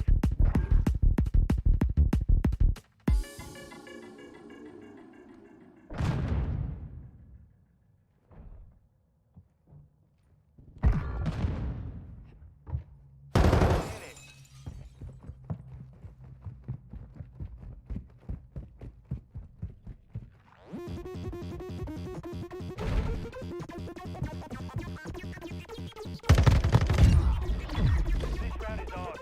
Ready up for the next one.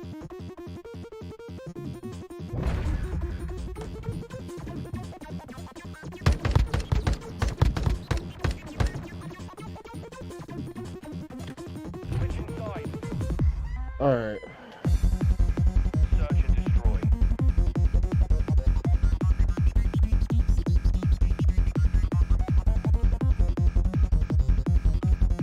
Saber 1, set a charge on the target and detonate it. We've secured the bomb.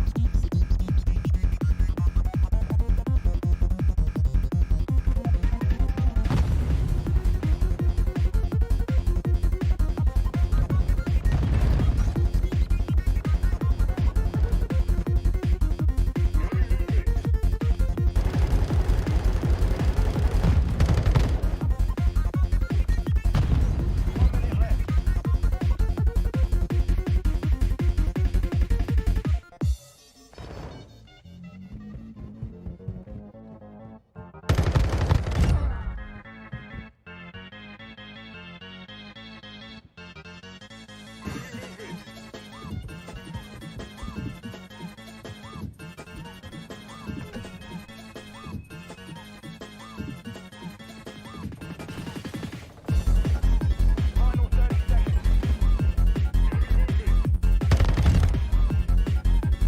Oh.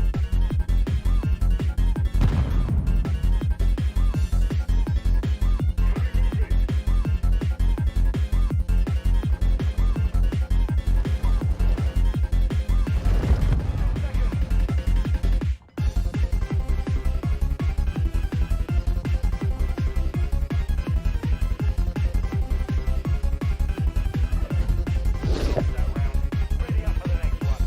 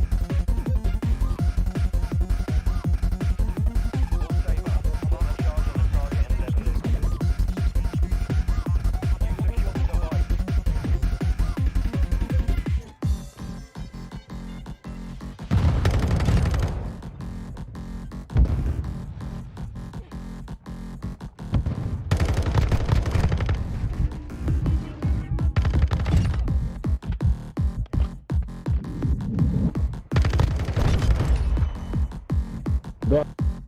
1 minute left. Setting device on Alpha. Stand by.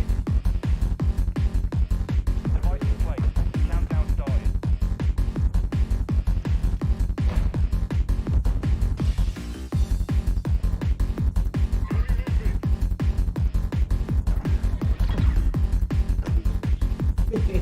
Mission complete. Solid work.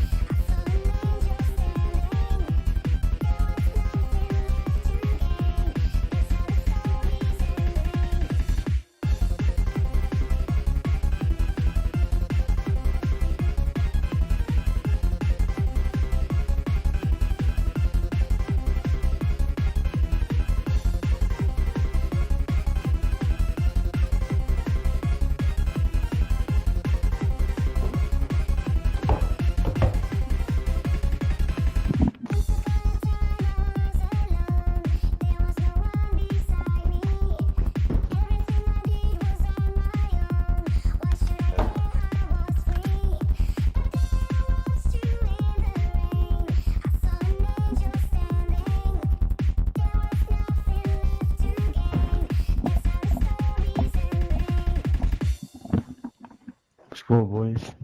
What up, bud? Shut, man. Yo, where you from? Hawaii.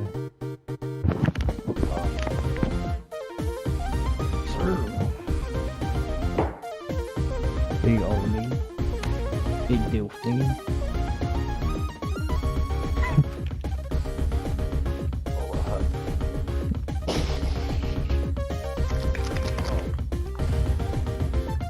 Where you from, man?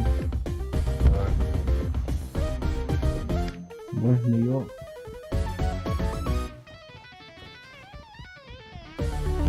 Where you from? New York. New York? Why you say it like that, New York? I'm trying to focus, bro. Mike's kind of ass. What does it sound like? No, you're good.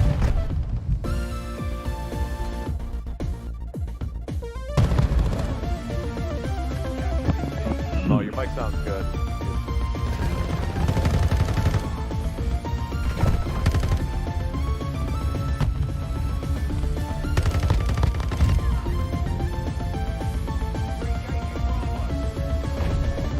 I'm going in.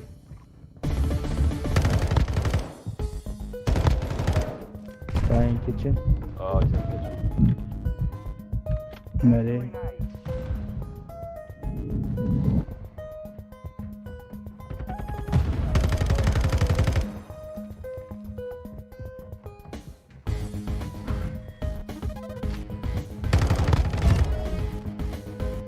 No one up top.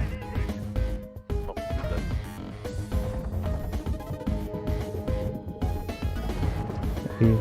A secure. Let's get it.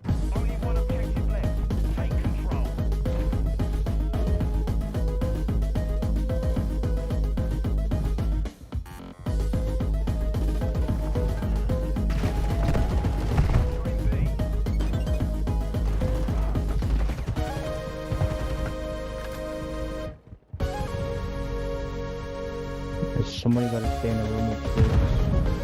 Or we can't be.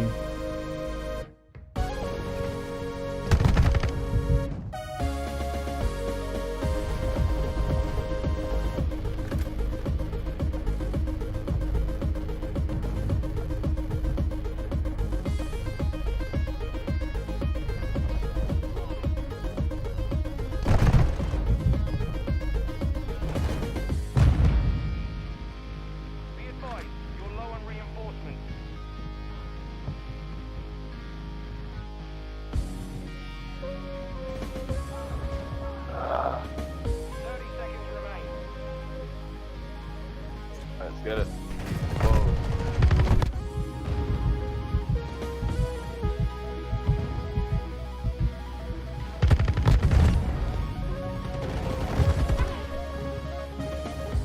Cat B, cat B, cat B. Enemy reinforcements are low. 10 seconds remaining. Man.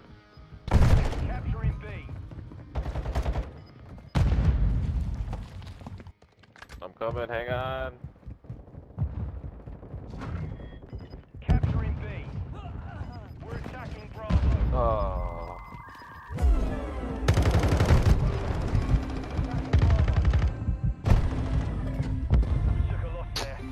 Come on, man. Time.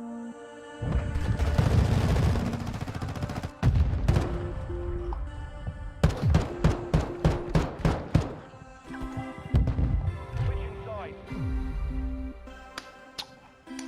Control.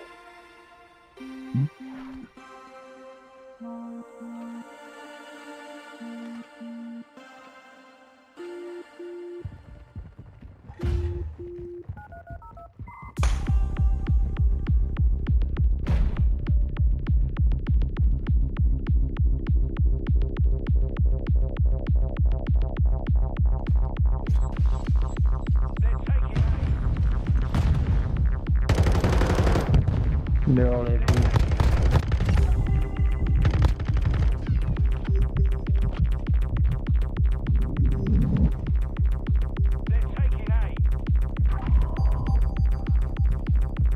No, they're at A.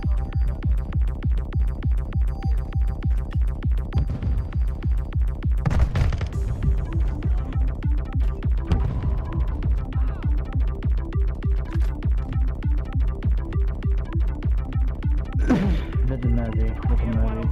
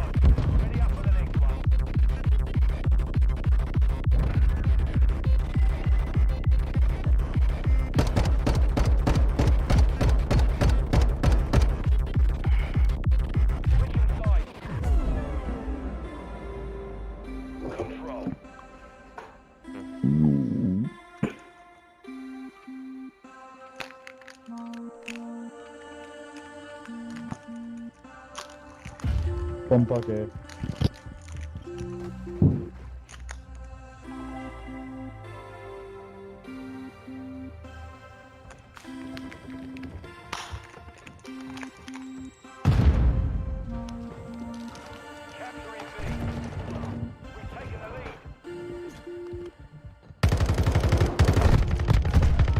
Lost the lead.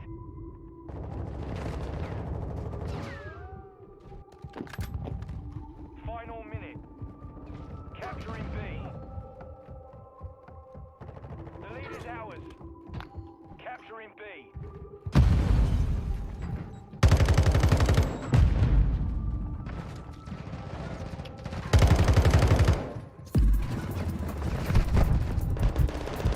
Enemy's taking the lead.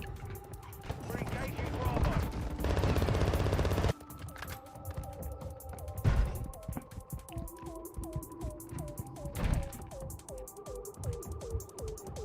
Capturing A. B secure. Gele.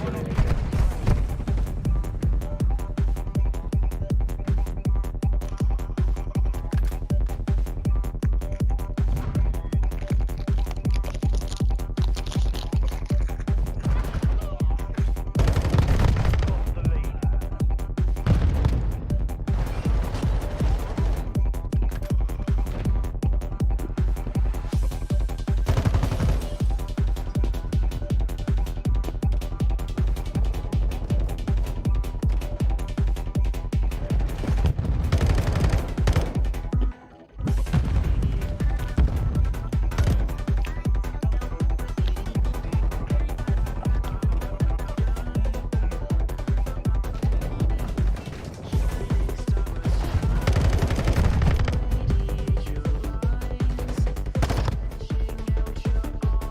Hey, play live, give it over a minute, play live.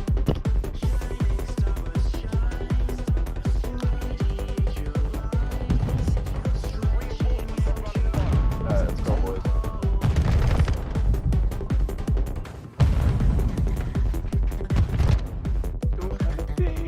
The enemy's running low on reinforcements.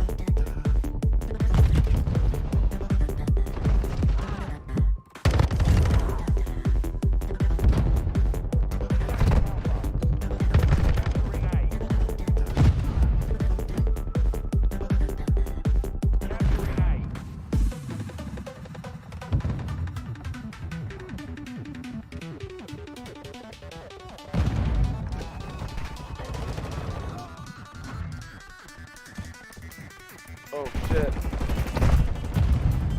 Capturing A.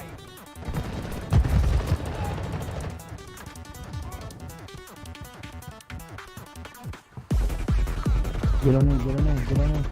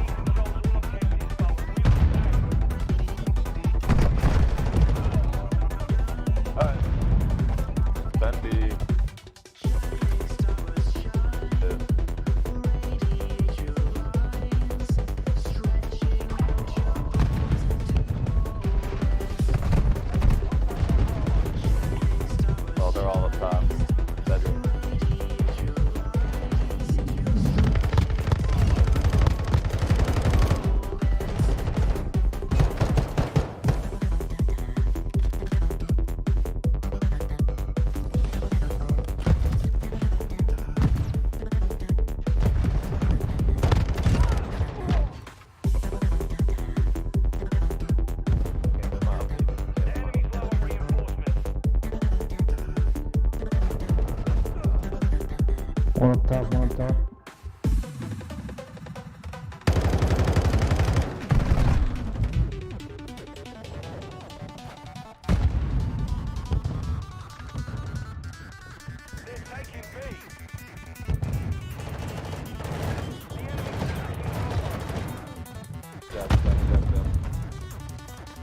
Play lines, play lines.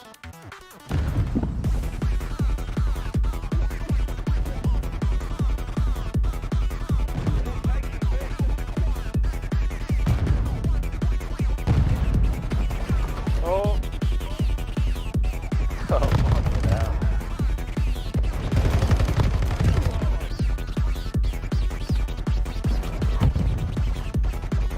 Minute of this. This is awful.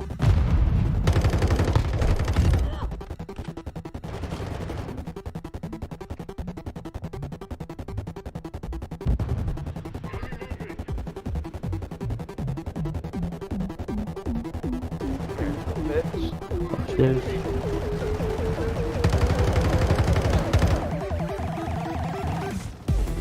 Behind. Behind. No, we good. Stop play lines.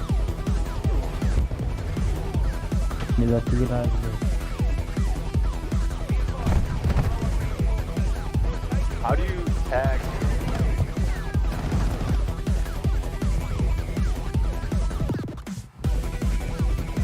That's big. Get to be.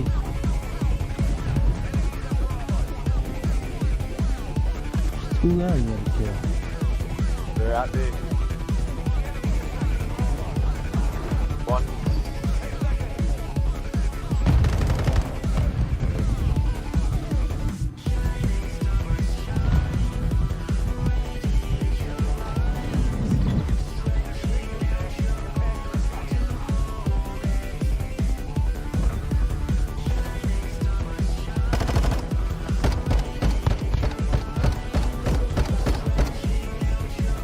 Alright, what's the plan?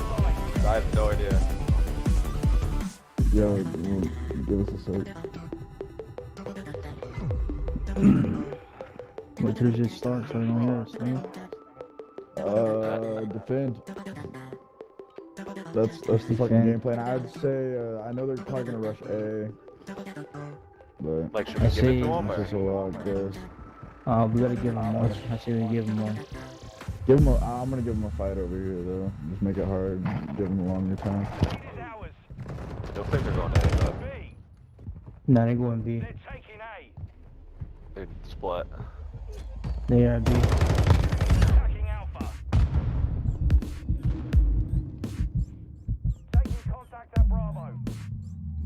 Where is he? Fuck. No, I don't know what the fuck is that.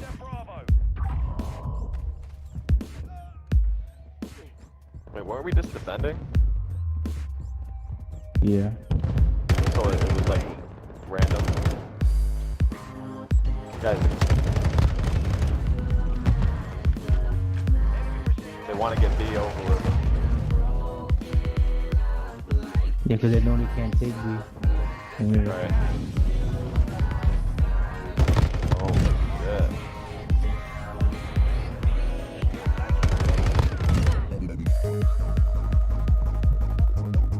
They're gonna go to A now.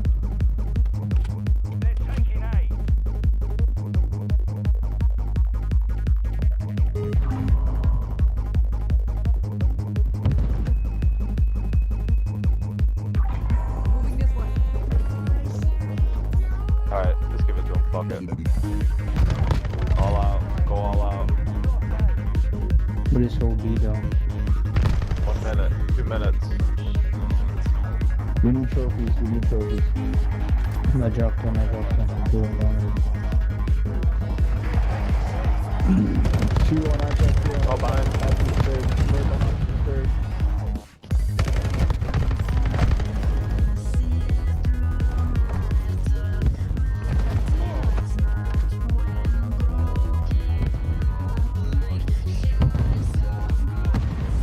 Get in there. Are they on it? Oh, I'm not. Bad name. Oh, sorry. Kill both of us.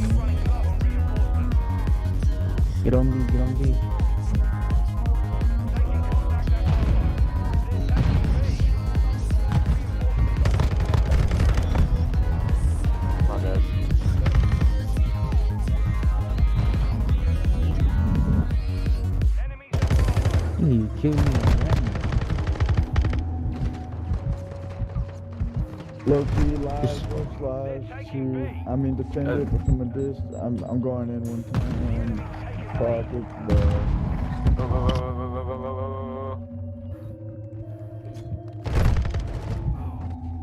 Oh no. Let's go. Y'all play the GG. shit. Failed. Return to base.